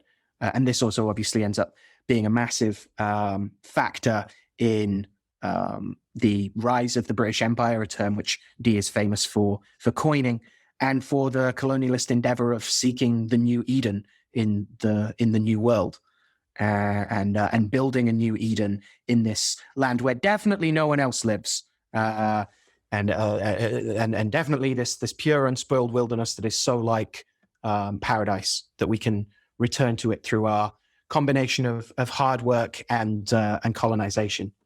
And so it's a massively important factor in Dee's work and in a variety of related apocryphas. And then on top of that, you also have the other stream of books attributed to Enoch, which relate a variety of apocrypha, in short, and talk of how he enters heaven and what he gets up to when he's there, which a point we'd made earlier about keeping a record of everything bad that's ever happened, right? That Azazel is meant to do that. Enoch is also supposedly sometimes said to do that as well as going on a harrowing through hell, as well as entering heaven.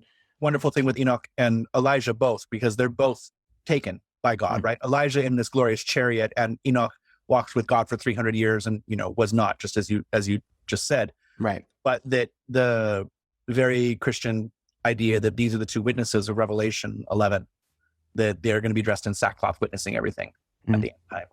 So there's already this bringing about the end times thing, which is part and parcel for Dee's side of things too, right? The political motivations of bringing heavenly, the earthly Jerusalem, speeding it along, especially when an empire is at a very good peak, is an interesting consideration for the motivations behind things, whether or not we can tap into that mindset. Yeah, it's also said that Enoch is he's the first writer. He's the originator of writing. There have been books before then, interestingly, but they are to be read from stones and things. Yeah. And he's the first one that puts literal pen to paper, supposedly. So this is another. This is the difference between inscribing something or carving into clay versus the flowing of ink, which is ties us back to Blackthorn. And well, there's a more direct tie to Blackthorn as well, because Idris, Enoch in the Islamic treatments, is also celebrated as the first to cut cloth and to stitch it into garments, and so said to be the inventor of the needle and the art of sewing. Okay, so we have the Blackthorn needle coming through there. There's a lovely quote about he was the first tailor, and whenever he pierced a hole with the needle, he would invoke God at the same time. And whenever he pulled it back out, he would simultaneously invoke God. So we have this in-breath and out-breath of stitching prayer and fastening fabric alike. So parallel to writing itself. Yeah. It's done, right? So you're pronouncing the word, and then you're pronouncing each letter, and then you pronounce the word again at the end of writing each word of the Torah. Yes. So there can be nothing in your mind while you're writing except the word and the letters and the components themselves. Yeah. It's interesting if he's the first tailor, then the forcing to dress the witnesses in Revelation into sackcloth. So they become wearing the humility of that on there. That's fantastic. And I will give my authority to two witnesses, and they will prophesy for 1260 days clothed in sackcloth. Yeah.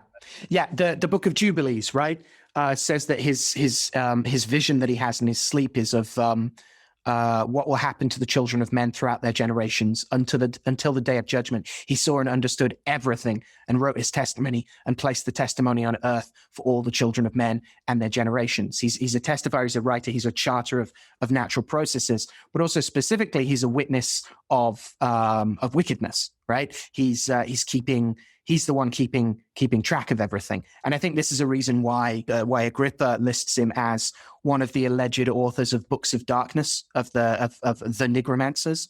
I think this is one of his key qualifications, is that along with visions and dreams of heaven, he's also meant to go through go through Sheol, right, of the underworld, and that he is a guide, therefore, through the lands of the dead and across the lich gates of the soul's crossings. So he's literally been through hell, so he can direct you through it. But he also has this like miraculous total historical awareness, right? He has this commitment to testimony and true testimony in this kind of apocalyptic role as like an archivist of human sin, right? But he's also conducting his afterlife, which is expressly identified in some cases as being in the Garden of Eden, as writing down the condemnations and judgment of the world and all the wickedness of the children of men. And so he's a prosecutor as well as an archivist. And so to attribute black magic texts to such a record keeper of all human evil, I think is really interesting. It's obviously it's a repository of evidence, right? So it includes all the operations and endeavors of black magic that you can therefore learn from. But I also think there's something there about how yesterday's heresiography can be tomorrow's inspiration, for the enterprising black magician. I'm fascinated by, the witnessing side is great. The fact that there's always two witnesses to something is different, is a fascinating cultural contextualization too, right? That the two witnesses to something means it can't be debated. One witness is questionable, but even the notion of the two angels on the mercy seat that witness the descent of the Shekhinah in front of the grace, that are there as permanent witnesses, and then the two witnesses in Revelation, of which Enoch and Elijah are said to be, but that Enoch in his ascension, is taken up and becomes Metatron is such a fascinating thing, and it pokes a whole bunch of issues in the race theories of heaven and hell, that Islamic lore is very specific about the devil actually being the Iblis is jinn, is an incredibly industrious jinn that was loved by God and taken and given the rank of angel, even though the angels were a separate creation. And similarly, you find Metatron being the highest of the Metatrush, the Metatron being the highest of the angel. The Arabic name specifically means angel of the veil. So this idea of the thing that witnesses the face of God and then translates for other people. Right. So that interesting side of writing, to take what is ineffable, or to take what is intangible at least, and to turn it into something that fascinates me, that as the one who is with writing also is so tied to this very speech of God, and we take it into Judaic lore so specifically that God speaks creation into existence. There's something really profoundly wonderful in there with Enoch, and the richness of Enoch there through that. And this link with writing to the seasons as well. That he's said to be the first to produce like a calendar. This is again in Jubilees, interestingly, and to set in order the months and recounted the Sabbaths of the year. Right. So again, writing things out and actually inscribing things as a way of orienting ourselves in time as well as space. Which you even see that by the time we get to Enoch, that our memory as humans is starting to fail, that we are so far from the Garden of Eden. The invention of writing in order to propel us forward again. Right. There's a side of that too, which is I have mixed feelings about the whole Golden Age philosophy, and that, as we go further back in time, that we're somehow more pure. As in, I think it also falsely leads us to think that older things are better. But I'll take refrigeration any day. Antibiotics. However, it is something that pervades magic, which is interesting because we have this natural bias that magic is pre-scientific, and therefore the older we go, the more original it must go. And there is certainly a different, there is an amount of deterioration that happens when something is removed from its cultural context and its source.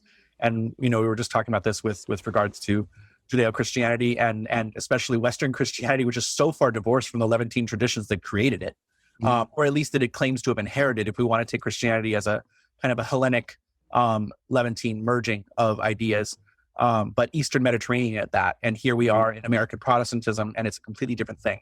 Or is it not? And this idea that anyone can read the Bible and therefore make their own opinion, but the Bible was still translated and dictated. And the book of Enoch is such a perfect example of that, it's not that it's a lost book of the Bible. It's a book that was purposely edited out. It's not like they didn't know it existed. And the ability to amend sacred scripture is something, when you get to the point of that's the whole point of calling Muhammad the seal of the prophets, peace be upon him. It is about, there is nothing that needs to come after this. Everything is here, which is an interesting seal to put on it. And to, I don't know, my brain goes into instantly break the seals, kill the Buddha, kill your... Pour forth the vials upon the earth. Yeah. Let the garnets of the blood of the martyrs pour forth. And drink that chalice full of garnets right now, and let that sandpaper tear you apart from the inside. Sure, we all have our sacred cows, but perhaps a burger is a good thing from a time to time. So Enoch himself as a magician. So we have, I find clothing and writing to be very good forms of magic for me to be involved with. I may not embrace the fashion side so much, but you love the language side, and I was gonna say thank you. Good going. No. Oh yeah, interrupting you totally. But your Arabic is probably a lot better than mine. That kata and kata, to write and to sew, are kind of homophonic in Arabic, and so this may be where we get the one from the other, where we get the tailoring from his writing, because the writing is far more scripturally attributed. Yeah, certainly. I mean, the triform roots of the Arabic words are just like, they're amazing, right? Have three letters that are then breathed differently means that the clay is being animated differently. Well, yeah, I mean, for me, Enoch's main magic has to be partly that he's the student of Gabriel, who and therefore who transmits the books of Adam, and one of the things is al-Ramal, is the original Arabic geomancy. So Adam is the first geomancer, but also in a way Enoch is the first geomancer as well, or the first geomancy human student learning from the books of a human teacher, but also being tutored by Gabriel as well, or Jivril. So the geomancy is strong. And again, we're back to two witnesses being important in a shield chart, right? That's very true. I like the idea by one of my advisors in Kath is the stumbling steps of Adam and Eve out of Eden were interpreted, and that was the geomancy itself. Those watching that and dividing it into segments and seeing the future of mankind through the wandering steps of the now outcast Adam and Eve. Oh, that is juicy. Because especially it's going from what's hidden. The garden, to the Garden of Eden is hidden. That's what its name means. Go into now full awareness of the world. Walk out there, and the stumbling, the falling, the falling to your knees, picking each other up. What does that mean in parallel? And this type of it makes so much more sense of like the testaments and the apocryphas of Adam and Eve being all about them like throwing themselves down as if dead because in sorrow. Like it's happening like every other chapter, every other verse, right? That's also fascinating in terms of conversations I've had with Sam about some theories around proto-geomancy coming from interpreting the footprints of birds on sand as well, and interpreting and walking without rhythm. Or trying to find your rhythm as to like the standard way of pen and ink geomancy is to like get that rhythm and just try and break it and like start the next line. Yeah. So, it's not just like, my experience in watching people do pen and ink geomancy is that a lot of it is getting that staccato. So that, because as soon as you can get that rhythm fast, you kind of lost the counting of it. Which is, if you go deliberately, it's much easier to count. And it's that you get caught in a pattern, and then you start to think about that. That it's an odd or an even coming up. And I like the one line drawing model where you count how many times you cross over the line. That for me is easier for not even subconsciously like counting how many dots are down, because it's about taking the pen for a dance then. Yeah, I like the partner is also a way in many forms of, especially in kata, of like having someone tapping, and they're a separate one for the analyzer. So like going and having a young kid just kind of randomly tap with a stick on the sand, and then you count how certain things, like you can apply even measurement to that line. Yeah, you can then see. Also like grabbing handfuls of beans and things like this that you see in various permutations on this. And do they pass the beans between hands? I don't know. A lot of that is prominent in Central Europe, right? So like it just comes from a little bit further east version of geomancy, but is grabbing handfuls. So even in grabbing handfuls, I don't know if I've not read, and the 2 times I've seen it was not passed to a hand the way that we would see in Ifa, for instance. But the grabbing also of a handful and then having to count, 50 beans is very different from having to only count 2 or 3. Yes, the smaller the better. I'm also remembering in the back of my head, it's interesting because it's making me think of as I said, the mercy seat with Enoch and being the Metatron and the witnesses there. But the mercy seat is Sandalphon and Metatron, right? So like the from the bottom. Sandalphon is prominently said to be one of the angels on top, especially in as heavily promoted by the Golden Dawn. But that Sandalphon is the twin brother of Metatron. And and so we've got another Malkuth is in Keter and Keter is in Malkuth kind of thing. But Sandalphon is Elijah. And like the name Ophon is doing to wheel, which is interesting because of Wheel of Fortune, right? Not Pat Sajak, but that's a whole other thing. But the idea here that you're pairing two humans that have witnessed the divine on earth as being the thing that is on top of the Ark of the Covenant is fascinating to me. Yeah. But the witness is there. So it just plays into my, I'm not big on conspiracy theories, but when you start going into like the flow of Talmud and Torah into Christian things back and forth and playing it, like I at least like reading it. Just because when everything is mathematical as well, there's a whole nother thing blown up there. Mm-hmm. I had one more thing to say about, and it's frustrating because it's a line that I haven't found any further evidence for. Donald Tyson says of the mention of Enoch, because I've been going through Agrippa's necromantic and nigromantic material, and specifically going through his alleged authors of books of darkness as furthering the lineage or the litany or the rogues gallery of dead magicians to talk to. He singles out, he says that there's a magical work ascribed to Enoch on 15 stars, 15 stones, 15 herbs, and 15 images to be engraved on the stones. And that's it. Like, I think he quotes someone. Yeah, he quotes Thorndike. I looked it up, and that's all Thorndike says about it as well. But not only does that make me think of the 15 usual places in a quote unquote standard shield chart, not counting the reconciler or the sentence or the super judge, depending on what you want to call that, the 16th place in a shield chart. It's also brought to mind the Beheni, obviously. I don't know, but Beheni are always a love of mine. But I'm curious, this notion of like the three main change cards of the tarot. Let's say, like if you're dealing with the Fool, Death, and the Wheel of Fortune, mm-hmm. there are different types of change, right? Like there's the journey forward. There's kind of personally motivated. The Fool as the primal breath. It's the movement that you make to be alive in the world, whereas ripping of the hymen of your journey, right? And that might be bounded by death, and this is only the beginning. But then the Wheel of Fortune is like also the universe is doing that, right? Also this change occurring outside of you. It's not about you. So the direct call to the antipode that happens in the Wheel of Fortune. There's an ascent that if you are in a bad, it's overwhelmingly felt to be a positive card, even though it shows the change of station. Right. But the idea that if you get this and you're looking for a yes or no, it's most likely a yes. That positivity carries through in the Wheel of Fortune. That like, you've got to laugh, ain't you? Yeah, it's funny old world. There's that quality, right? Yeah.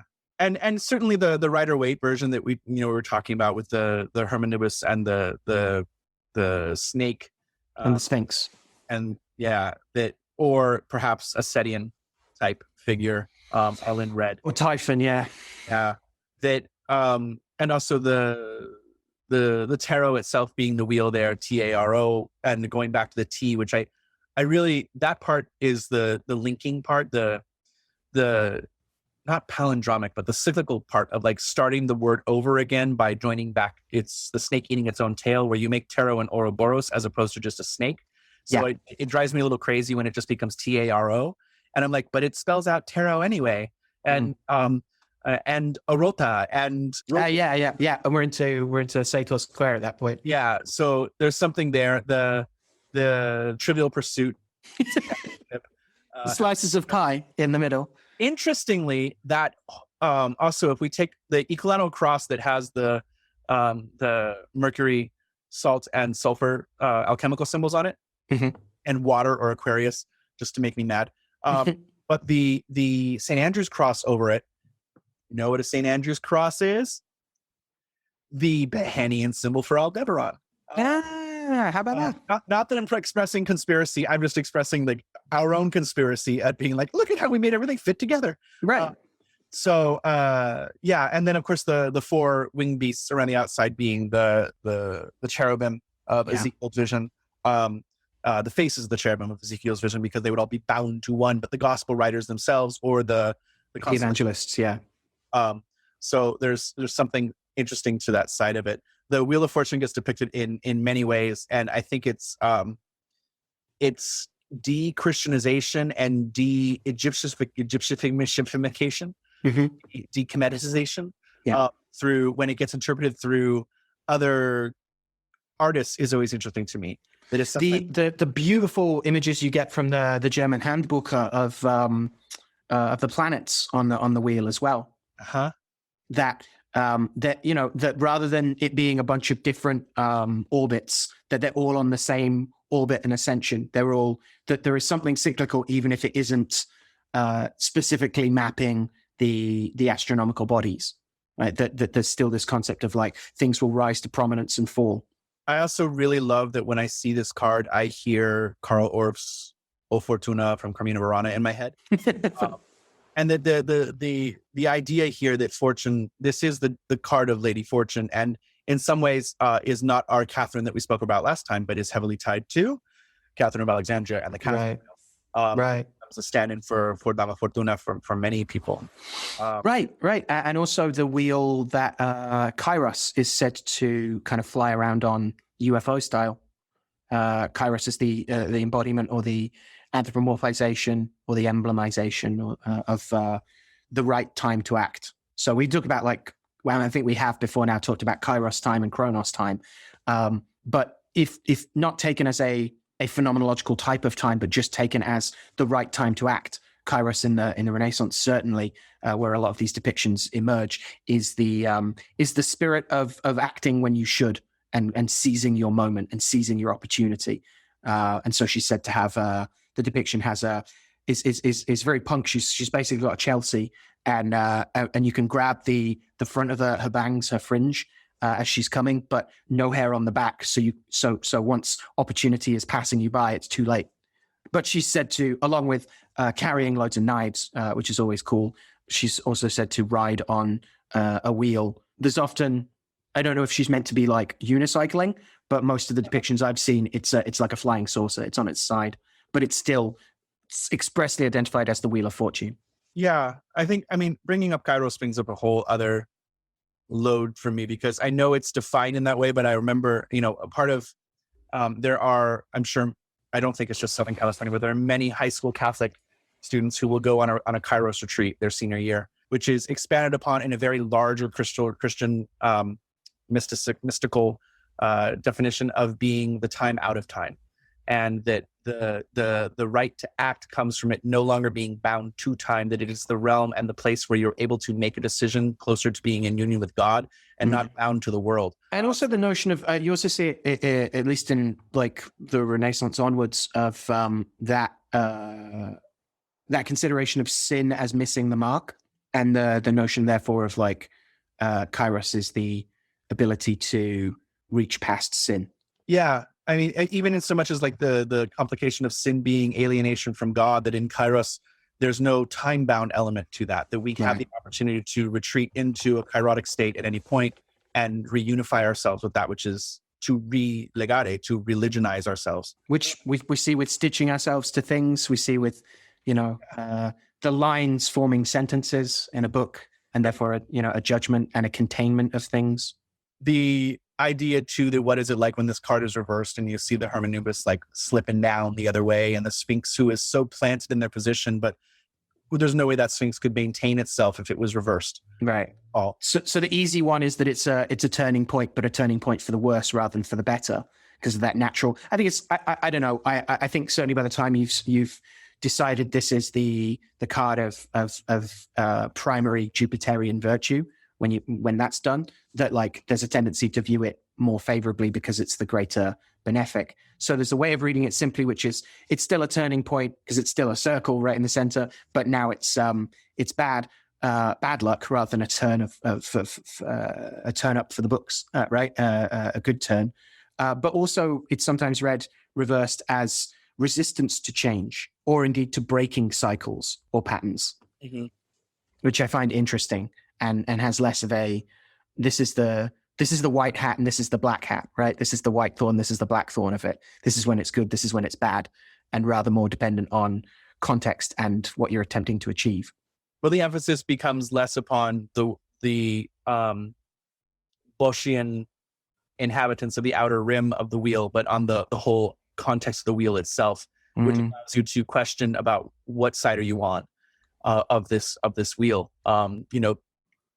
I think everyone can find ways in which they want to improve their life, but you can also identify ways in which your life could most likely be worse. So it's very hard to know which side you're on of this, the fickleness of fortune that is blind, right? That spins the wheel, and it's the lottery wheel. It's too soon to say. Yeah, that's the quote attributed to, I think it's attributed to Mao, right? Asked about the French Revolution at the time he's chairman, and quips that it's too soon to say. Yeah, you need some time to pass. To have some to know which way the newly invented tradition is going to go. Yes, and a big part of the problem of Christian authors, beyond supersessionism itself, beyond them, picking or cherry picking examples from Talmud and from Torah, is that it's decontextualizing something. And, this might happen, and Old Testament God might be a jerk about this thing, but that's so this thing can happen 12 chapters later, or 4 books later, right? It's the benefit of an entire community and of people that are trying to figure out how to logically make sense of it all over the course of thousands of years. Right. It's the debate that's been happening since before the fall of the Second Temple about one word in the Bible that are in the Torah that was decided in the 20th century. As finally definitive after more than 1900 years of argument. But the Wheel of Fortune is an interesting card in that way. It's just to have the witnesses of the gospel writers there, the idea that it's the evangelists in some form, the gospel that is the new word of God, that is the logos incarnate, right? So that really interests me. So on the one hand, it's the evangelists having the tools of their trade, right? They're the ones that got this down, but it also that notion of it being the book of nature again, or a book of Adam, or a book of God, or a book of natural language. Again, we move from the personal changes of the fall and death to the change that is the world, and the books that it's needed, and that it's that it needs 4 of them telling the same story from slightly Rashomoning it. Definitely tied to the equinoxes and the solstices as well. Right. And similarly in the Wheel of Fortune, which often gets taken to the Wheel of the Year in very neo-pagan inspired decks, thinking about Kairos, linking it back, what is Kairos in Greek? Weather, in modern Greek. The relationship of tempo and tempo in tiempo, these different forms of the word for weather, which is time. So the passage of time is the passage of weather, but the two are not necessarily always related, but they're not, but they are. Right. And you get this with weather prediction, especially, and especially astrological weather prediction. That segue. Shit, that was good. No, that was nailed it. Yeah, that was great. I was just thinking about Kairos. Wow. Yeah. Okay. So weather. So the Wheel of Fortune making weather here on its kairotic shift. So certainly the one I'm most familiar with in terms of weather prediction is studying early modern almanacs, and usually they're the observation of the moon, right? And that's generally framed as an inclination to moisture around the full and the new moons. There are other more complicated things, but this idea of lunar phases having an astrological use as prompts for weather changes after calendar and astronomical features is really interesting, especially when calendar features stop including so much astrology. They still keep the weather prediction is some of the last practical astrological law to be phased out. Especially when the astrological year is still tied to the solar stellar year is a predictable thing that which we can account by. So seasonal predictions, which are broad, but still we know that spring is different from fall, which is different from summer, which is different from winter. Things distinctly begin. I mean, sure, there's astronomical events that we can pinpoint, and on our fixed astrological tropical zodiac, this makes perfect sense to align it with us and all of the folklore that we have around that. Less so in a stellar zodiac, but the stellar zodiac is the sidereal zodiac. But this is also from a place which is much closer to the equator too, which has different seasonal shifts, which I find always fascinating in that way. We see this a lot, that that time is another one of those things that we think of as we finally discovered like how it actually works. We discovered the proper way of doing it eventually, right? This scientism that can emerge about a solar calendar, and that, you know, an awful lot of excellent advice I've heard from, you know, practitioners I really respect, you know, responding to questions from people just getting started out on their path about, you know, keeping to a lunar calendar is really important, or it can be really important. It can help unhook us. And again, witchcraft mysteries. But this just makes me think that like public time is an invention, right? We can trace when after the First World War and after the Second World War, pocket watches were given and we had to standardize time, right? We public time, at least, that it wasn't enough. Trains were standard. Yes. Yes. Like, because you're crossing time zones all of a sudden. You never did that before. Right. But the early modern has plenty of clocks and watches that present a variety of lunar information on them. I mean, obviously you still get, you know, moon phase on some watches, and some fancy watches, but this was a standard. This wasn't the alternative medicine of timekeeping. This is like a standard feature, you know, that these Wheel of Time and the Wheel of Fortune were running along, and then they were just like, snag. I don't know. I think there's something interesting, right? And then, like, it frustrates me even in the defining the quarters of the day, how I have some wonderful elders who are still obsessed with the numbers 6 and 12 and 6 and 12, being like, no, it's the numbers. I was like, but you understand that time itself in standardized units is a more modern thing.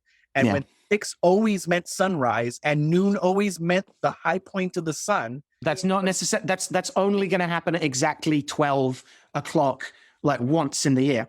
Yeah, well, twice. But sorry. 2 witnesses, Sal. 2 witnesses. 2 witnesses. Yes. No, of course. Good point. Well played. I'm totally going to start calling the morning Enoch and the afternoon Elijah. Oh, that's pretty sweet. Actually, in the book of Enoch, one of the wonderful things that's there is the sun is given different names based on the quality of summer and winter, I believe.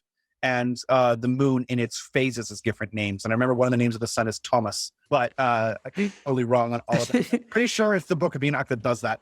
Sometimes we actually are flying off the cuff with our references. Mm-hmm. Okay, so backtracking, the nature of time and flowing in that way, that the standardization and the kind of gift of, and the what we lost in the conversion to having regular minutes and seconds, which, based upon the vibrationary rates of things, or similar to how the name of geometry itself is in measuring the Earth, right? That we predict the Earth is a certain size and we divide that into smaller segments. Even though it's wrong, I'm still in favor of everything going by meters and centimeters, just because it's the way that most people measure, despite the fact that I still think in feet and inches. Because there is something about understanding to speak the language that people speak. If you want to communicate, you should be able to communicate in a way that is understood by people. So, you know, I understand that it's very hard to convert from inches and feet and pounds and things like this, but there is something to be said about metric as a universal system. I'm not in favor of Esperanto, though. Okay, so looking at Wheel of Fortune and weather magic, this categorizing things into time in this way, I have been fascinated for years by a practice known as Gabanuelas, which is Iberian-derived practice, which is very popular still in parts of Spain. Is considered kind of like something poor farmers do in Spain, but it is hugely part of the folklore of the Americas and the kind of almanac keeping that it is. I mean, the Farmer's Almanac does have a ton of accurate information as well. So let's not put all of the traditions of almanacs as being just hokum that a lot of people put to them. And certainly Ben Franklin's almanac is a totally different thing. But no, like certain crops grow at certain times of the year and have to be tended at certain times of the year. Don't plant before this date in this area, but almanacs have to be catered to the specific area. You know, things differently in different areas. And so, like, you know, they were bioanimist before it was cool. Yeah, or bioregional specifically. And that side of it, that, like, you know, growing things in Southern California is a very different set of skills than growing things in the Pacific Northwest, or growing things on the East Coast, or growing things in the Great Lakes region, or the very humid South, or things like this. Right. So different practices are needed. But Gabanuelas is a practice where I wrote an article about it on my blog at Serpent Shod, but looking at using the calendar of the month of January as predictive weather for the rest of the year. And one of my favorite features of Gabamuelas is, I mean, it goes forward in time, then goes back in time, then forward again for a few days, then backwards again for a few days. And then like on the last day, you go through all of the hours of the day as further markings of what's going to happen for the month. But it does give you an instant test of the accuracy of your system, because you now have the record of what happened in January to test it against, and you can start to see it. So people will go back and blame the interpretation of it based on you didn't observe it correctly. And so there's also this interesting question it raises in this particular form of weather prediction, which is that the diviner has to know when in Kairos to act, right? Yeah. When is So the division up between the periods is important, right? So the first 12 days of January are attributed to, the first day of January or the second day of January is attributed to the weather that you see, or the things that you'll see on the second day inform all of how February, the second month, is going to be. Yes. It's interesting that you're not necessarily measuring something else to work out the weather. You're using the weather to work out the quality of the month. Where it starts to become interesting for me, first off, in the Gabamuelas means tabernacle, right? So it's the tents. It's said to have all this lore, which go check out my article so I don't have to repeat any of this right now, or don't. Look it up on Wikipedia if you want. But the idea that there is a way to approach this in variant traditions where it's not just about the weather that's observed, but it might be the birds that you see or a prominent plant that suddenly grabs your attention. And this kind of combines, takes lore into like the year walk of Scandinavia, or even other versions that are popular around Spain and the Pyrenees of like taking predictive times of the first few days of the year to look into the year ahead, that having that just the tip of the year gives you an illusion of what the shaft is going to be. That like standing at the doorway of the new year, you can see further than when you're into the room. Well, it's like the difference between saying what's the weather right now versus what's the weather going to be like today, and someone opens the window and looks. Well, you don't know if it's going to be like that all day long, and maybe your house hasn't hit the storm that's on the other side of your house yet. Maybe you're looking towards the beautiful western sky and there's no storm there, but there's a storm coming from the east. Right. And that's for divination in general. Yeah. And that's where we get into that point at which you were talking about, it running backwards and then forwards again. Obviously, you have the first 12 days, which give you your outline of the 12 months to come. And then it counts down again, because it incorporates, the main tradition incorporates all of the days of January, right? Yes. So you're going over it again and qualifying it with more layers. Yes. So the first to the 12th is the Gabamuelas a la derechas. So you're going forward from January to December, from the 1st to the 12th. And then Rataculas happens, and it goes from the 13th to the 24th backwards. So December gets 2 days in a row effectively, and it goes back to January by the time you get to the 24th. And then on the 25th through the 30th, there's different names for this, but like I like calling them the days of Solomon, but it's because it goes it divides all the days there into smaller units that then predict the whole side of it. Right. That's where you need the framework to know when and where to look, as you were saying. Yes, absolutely, because you're dividing the days into half.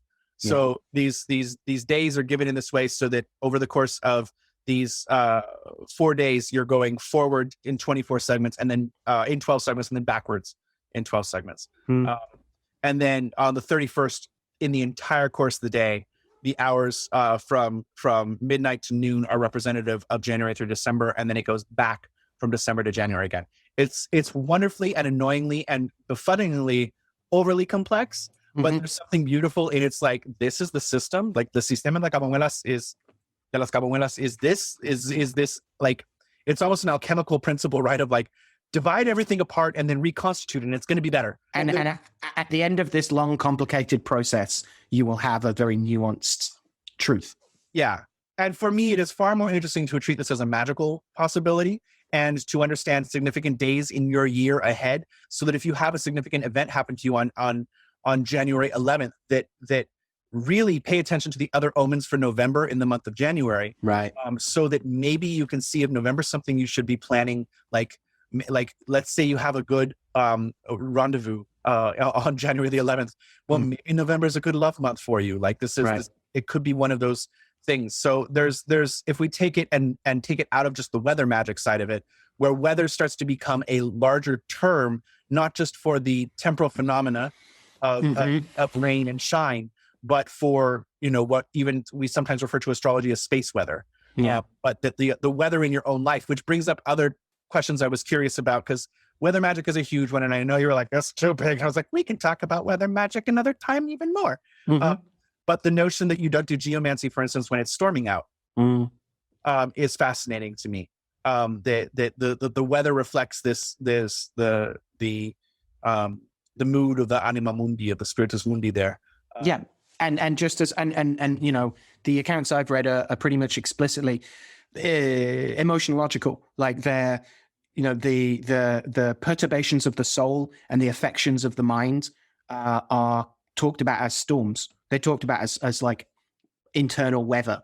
And just as you don't read when you are in a state of being, so furious you're shaking, like, so you don't read when the world is stormy. So I think it's emblematic. Which is to say, I don't think it's just quote symbolic. I think it's real because it's emblematic of the thing itself as well. Like, it is stormy weather. It's hard for spirits to move through that medium to help provide you with useful and accurate data. And it's part of a wider set of principles where an awful lot of traditions of geomancy say not every chart is equal.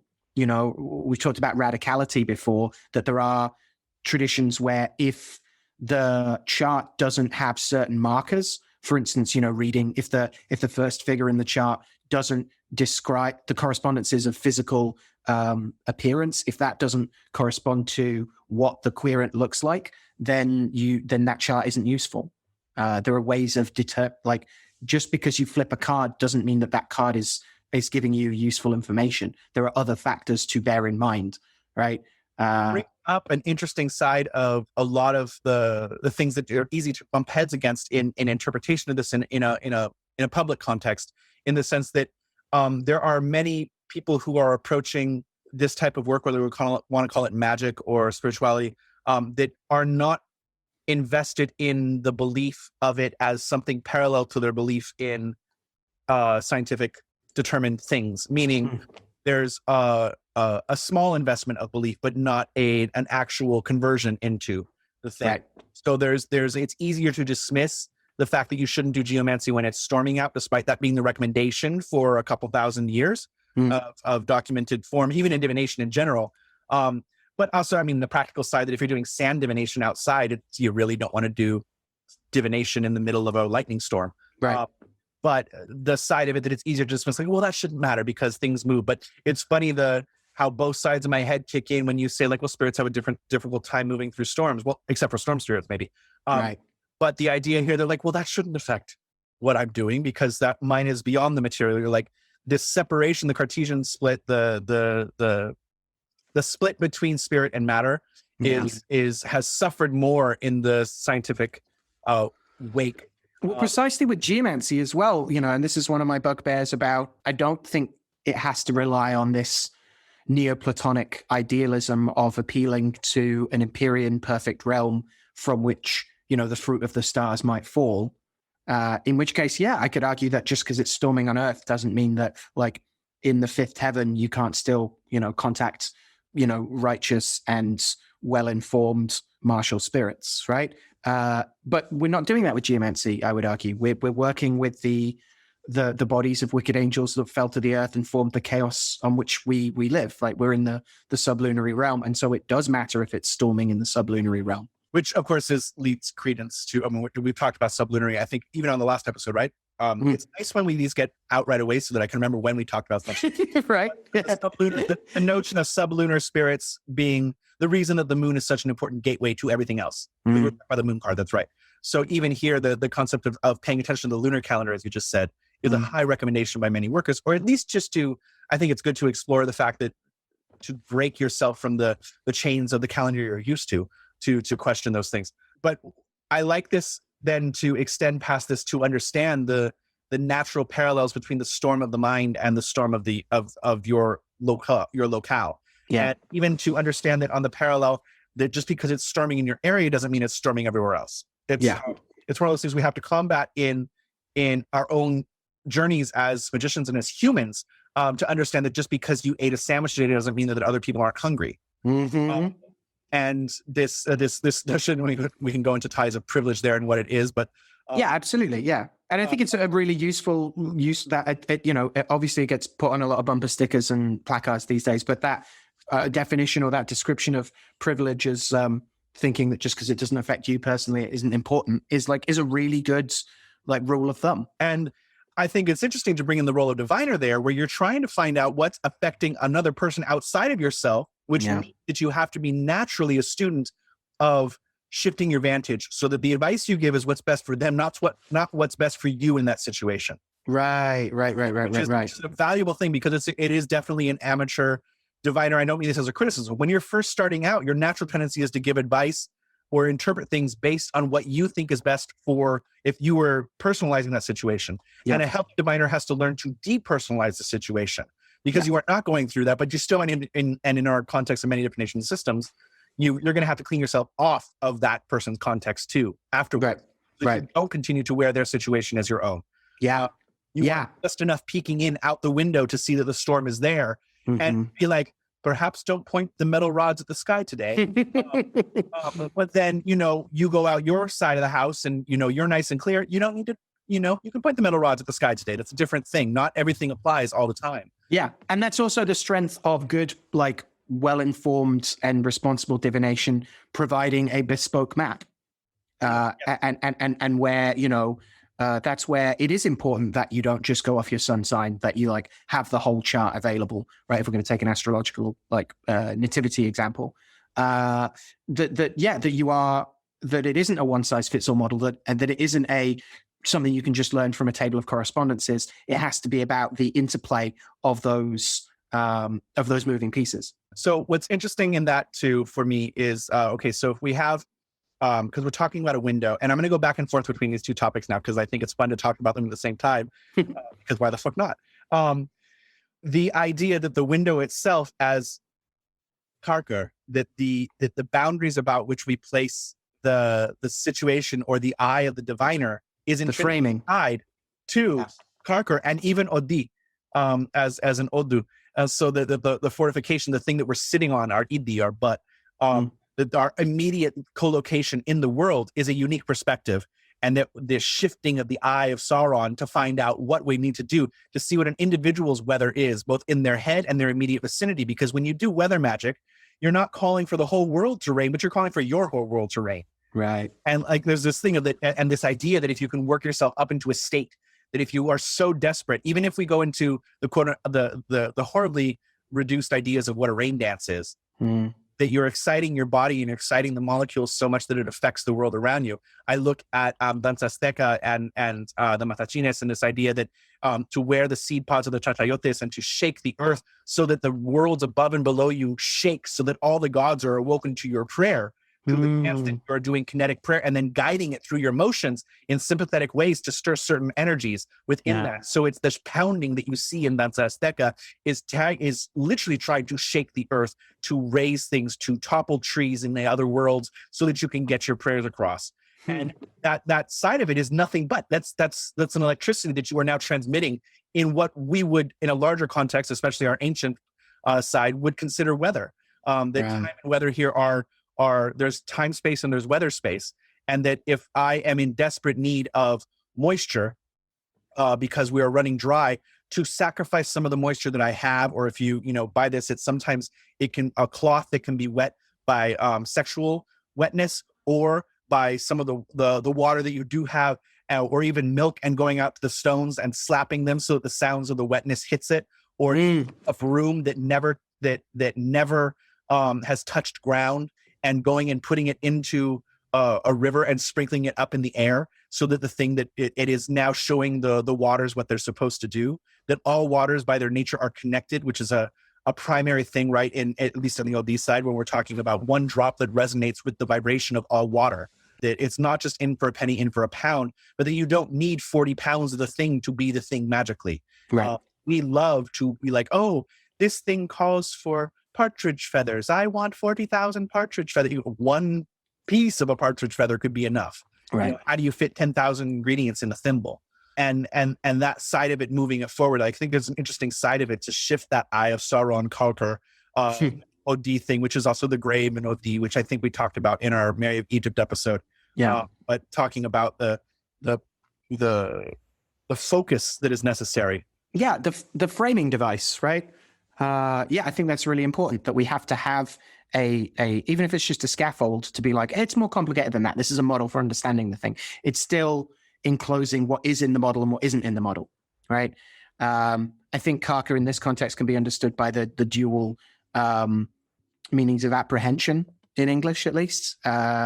Around, on the one hand, yes, it's Carcer, it's incarcerating, it's prison, it's apprehending, it's grabbing, it's arresting, but it's also understanding by its focus that the circle of it is a crucible, is a magic circle, it's the cell of a plant as much as a prison cell or a place of separation, and it's in that level, it's also got a lot to say about analysis, right? To take apart, right? That we are separating to understand the component pieces. So it's the Solve 1 to Conjunctio's Coagula. There's going to be an element of luck in OD, which is just expressed in one of the primary proverbs, which is it takes more than luck to catch the biggest fish. You have to have the right hook and bait. Mm-hmm. That luck is needed. It's not that luck won't do it for you. You have to be in the right time in the right place for opportunity to strike, but you have to be prepared. Which one of my favorite quotes, because I need to hear it all the time, that inspiration will come, but it has to find you working. Right, is an interesting side of this. So sometimes Carcer and OD have this. Unfortunately, focus can also be myopic focus. Yeah, and considering the larger picture, that we both need to focus, as you said, and understand that the focus can shift, and it's good to keep that warrior energy of scanning the horizon for things, so that you understand the various onion layers of the prisons you're putting yourself in, the things you're binding yourself to in the interpretations or what have you. So this notion that not only it's almost like it comes down many times, because OD Carcer is such a great example of what flows in the world and the way the world works to me, and especially with OD, because everything is contained in OD in a very strange way, because it is the earth sign in that way. It is the digging of the earth, not for necessarily for productivity and crops the way that we would find in Ejioko, but the grave that buries the thing at the end. It's also tied into the ear as the grave in which gossip goes into. The contact with the earth itself, that is Idi, the homophonic thing of the butt. It's tied into concepts of the wall and the fort that you build around something. Yeah. Keeps you safe, but they can also be a prison. Right.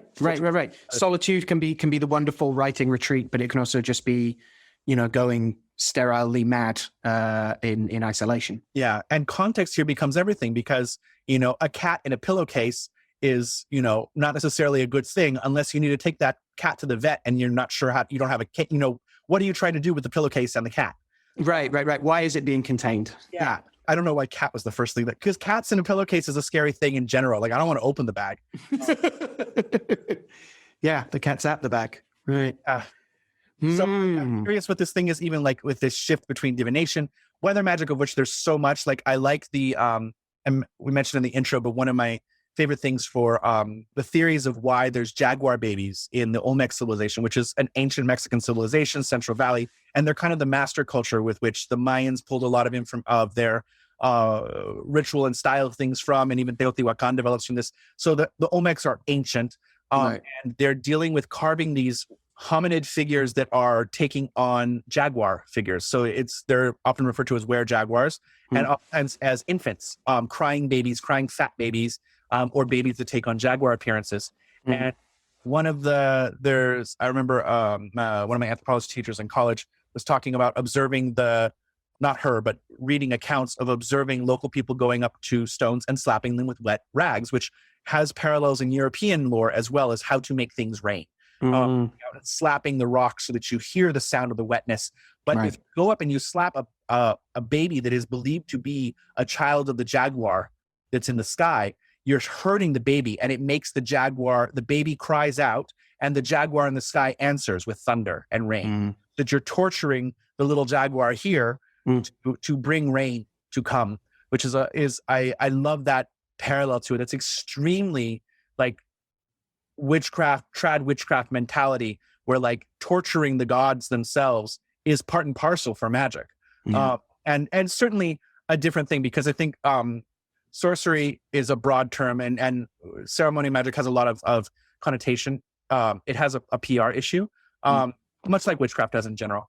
But I think that the notion of torturing demons is a very different thing, because this is allowed, because we know that demons are bad and deserve to be punished, as opposed to Aradia torturing Diana and telling her that Diana will have no rest unless this happens, which is curiously a basis for later, like, oh, well, that was the context of the time. But this is a prominent technique of magic around the world, is holding the gods, the spirits, saints captive to do your bidding, and they won't be released from it until you get what you want.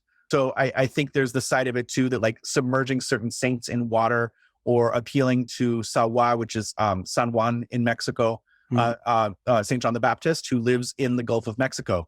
And Sawa is directly an inheritance of Tlaloc and Chac worship. So because if we look at Jesus as the new war god, so if we look at the Aztec parallels of Huitzilopochtli and Tlaloc being the two gods that were served on top of the temple, Tlaloc is a native god, because you can't get rid of agriculture gods. People need to eat.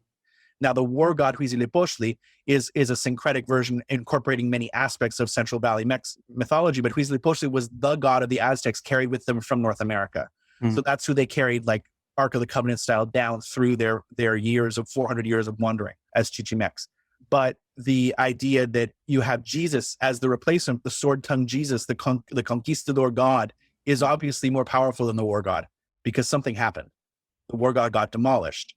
And the value center, this is not me personally interpreting, this is a large amount of anthropologists and magical anthropological hybrid, like looking at these value centers that shift, which is value centers is radical monotheism in Western society. Forgot the author, but that was his term. Philosophical understanding of what a culture needs and how it expresses those needs through its religion. And if a religion is going to go in and change the structure or the name by which something is called, it has to answer to the value centers that culture has. Yes. Fishing communities must have fishing deities. But the understanding that Tlaloc, and which I think are curiously our next episode is actually about St. John the Baptist. That's our next scheduled one. Dope. But to understand the parallels there, which we'll get into then, about Jesus, the nativity of Jesus being December 25th, and the nativity of John the Baptist, which is one of the few saints that we celebrate the nativity of, right, June 24th. So because it has to be 6 months apart, because Mary went to go visit her cousin who was pregnant with John the Baptist before she was giving birth. So the preceder of the following, John the Baptist announces the following Christmas and blah, blah, blah. I'll save some of that for next time. But San Juan is San Juan, which also... this is how my brain works. Don Juan, who I meant to bring up earlier, Don Juan, the legendary, ladies' man, his ring was Garnet. It was a big thing that Garnet is associated with the wooing of women, and so seductiveness of that, and that's because it grants victory, right? So seduction is its own form of war, Azazel. But that San Juan is also this weather magic of imploring and knowing what it is to go and sprinkle water on the roof of your house to show the house spirits that like this is what we need. Or the opposite, which is what we see in the weather magic contained in a bunch of books of secrets, but most specifically recently the Clavicula Salamis de Secretis, which JHP published as the Secrets of Solomon, I think. 3 weather spells to cause rain, snow, and lightning, respectively, and they're exactly that. They're the seals of a wind spirit and a spirit of tempests, as well, a storm spirit, and spirit of water. Their seals go in a circle, which is atop the altar top. So you are producing a circle, which is the container in which the work is done, right? Which also represents everywhere that is affected by it, i.e. the circle is the world. But yeah, you're generally taking salt water and sprinkling it to make it rain. Like it's the combination of a set of spirit seals, certain activating calls to them, and sympathetic material. And that seems to be the kind of working style that seems consistent in the Book of Secrets that's appended to that particular version of the Secretus, of the Secrets of Solomon. You're talking about this conjuration of lightning and snow and rain in this way. It makes me think about Carcer obviously being parallel to the Vagitus, to the Vesca Pisces of this portal that is not the Shekhinah ripped open across the world that we would put with like Populus, right, where everything becomes equalized, but that it is still pinched at the top and the bottom. So it's still maintaining a structure, but allowing things through, which is great for this divination metaphor. But also I like this idea of, again, what the eye is focused on, and even the kind of letting out of the untying of the knots on a witch's ladder, where the witches have stored the wind in a cord, where a knot ties a storm. So going out and preserving a storm in a knot and then letting it loose just a little bit. So it's an interesting thing of like it's OD here is kind of serving a Blackthorn purpose, where it is both a container and the opening for that thing to come through, because I can see the knot being the boundary around which you place the wind, but still there's a very conjunctio kind of its physical opposite here of like tying something together is very tied to that nature. It's binding, right? Which is different to combining, right? Conjunctio is the coming together of things, and the combination of them to produce something new. The actual blending and mixing of things. I think it kind of rules all combinations of things, all chimeras, all Frankensteins. Also, all like great complementary things. Whereas Carcer is about the binding of things together, the forcing of them, which is so a lot more about like leashing, binding, tying, making, sewing things together rather than sewing something new from two things.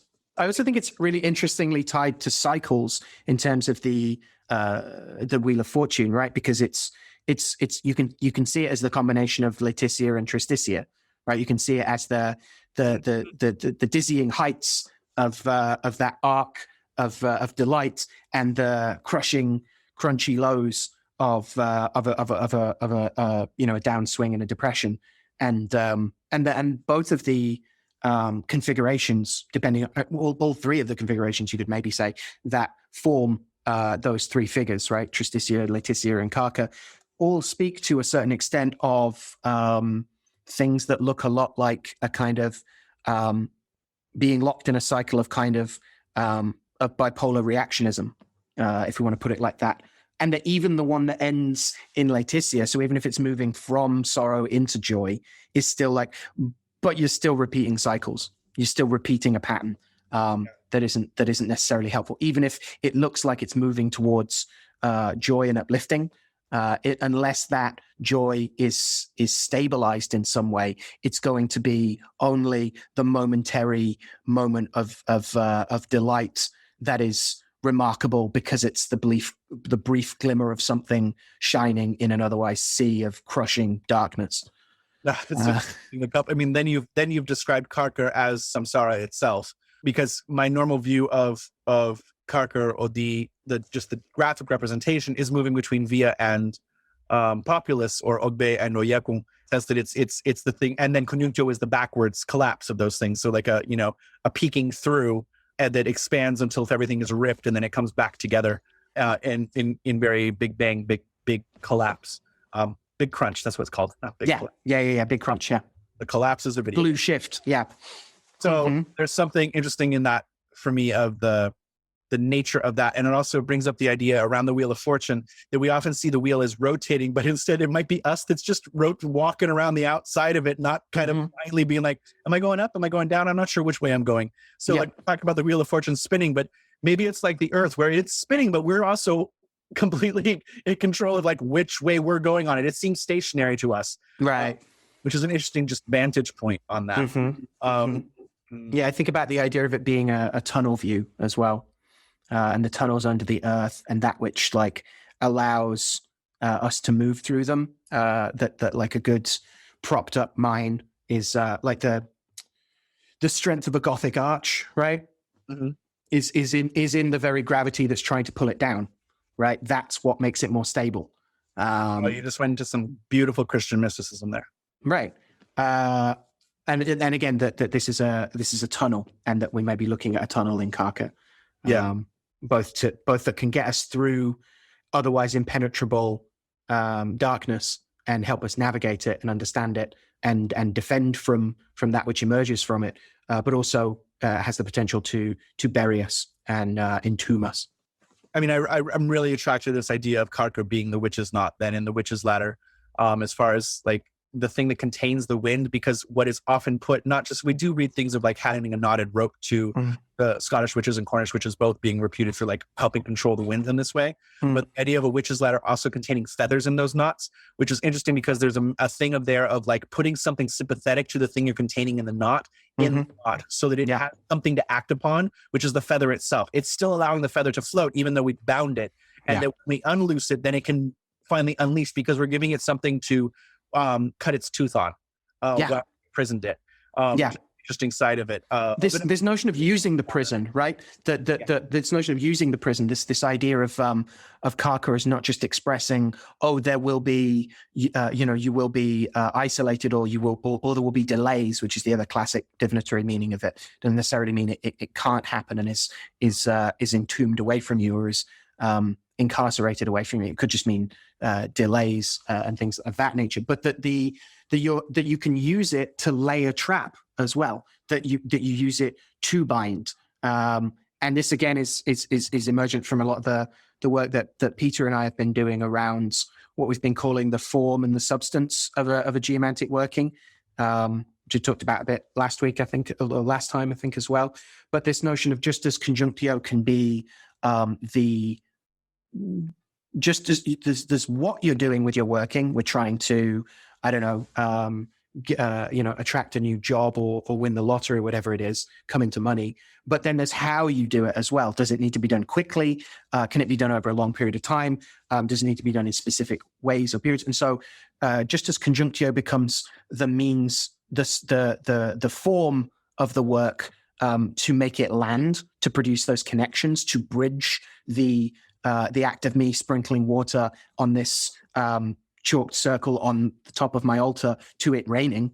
That's a conjuncture thing. The Carcer thing is as the substance. Carcer is what makes spells last, as opposed to what makes them land, it seems, and how to imbue something and also to leave open traps for things to fly into. So you're into like some of the traditional uses of magical, or even explicitly called demon bowls, right? Of a thing there that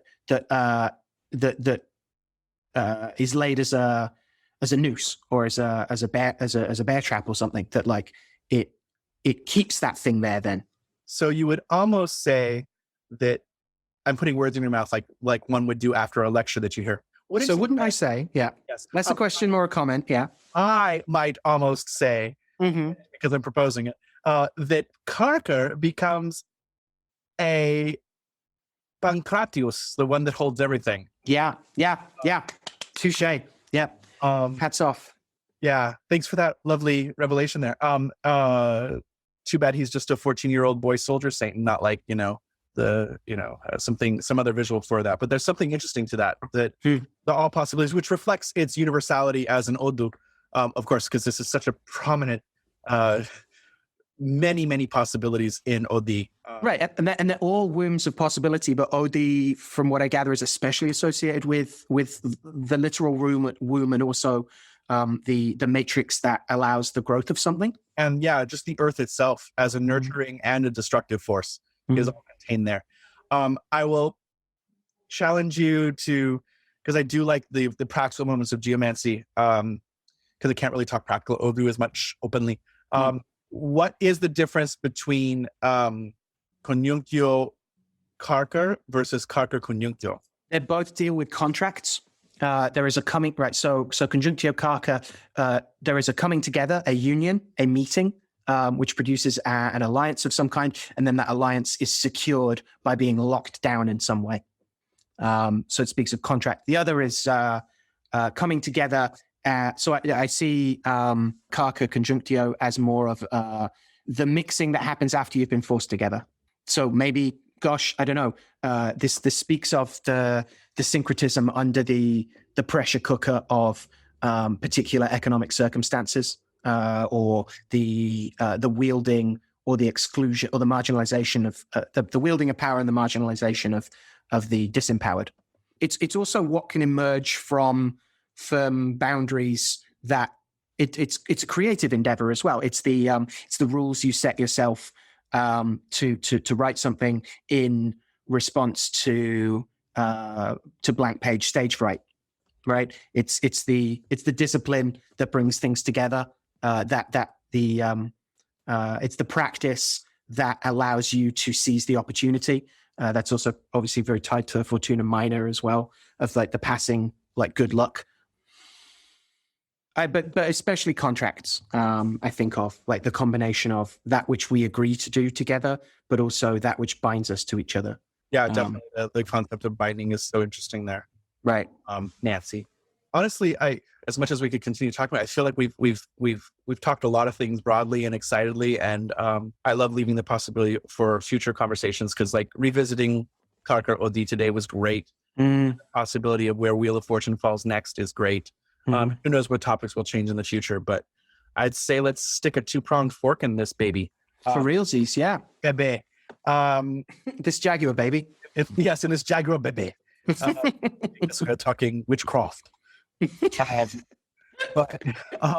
So yeah, I guess one of the last things that I don't know if it was said, the reason that I went to Azazel so quickly was because a lovely preliminary research of Saint Pancras is that his name in the Syriac traditions is Mor Azazel, or Mar Azazel, which if anybody wants to disclose more about that, because it was not easy to find more information on that. So if you want to, I'm not proposing there's an instant connection between Azazel and Saint Pancras, but I would love to know more about why that parallel name is. Oh, so for sure, yeah. Quest out there.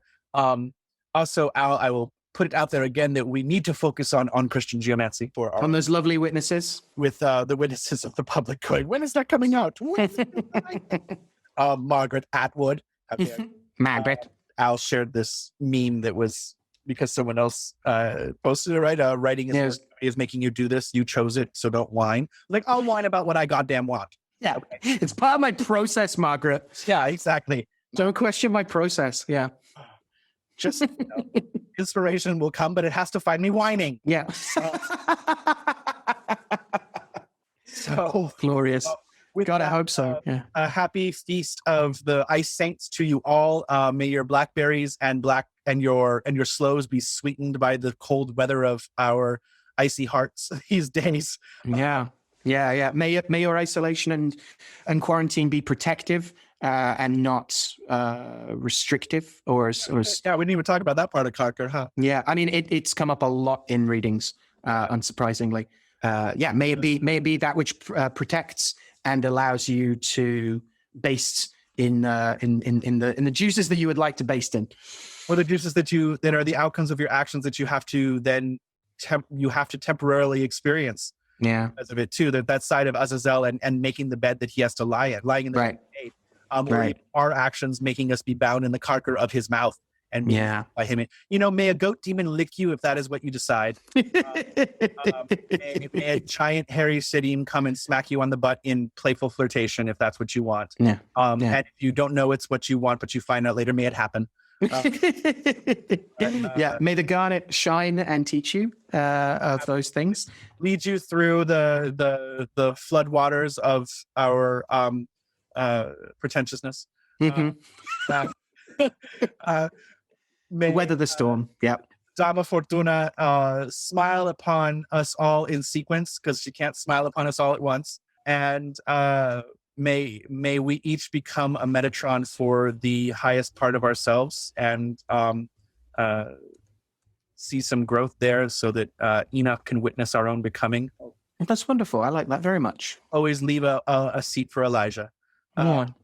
I also am curious if these series of podcasts will be called the Hagiographic Blur Days. Blur's Day. Yeah, Hagiographic Blur's Day. Yeah.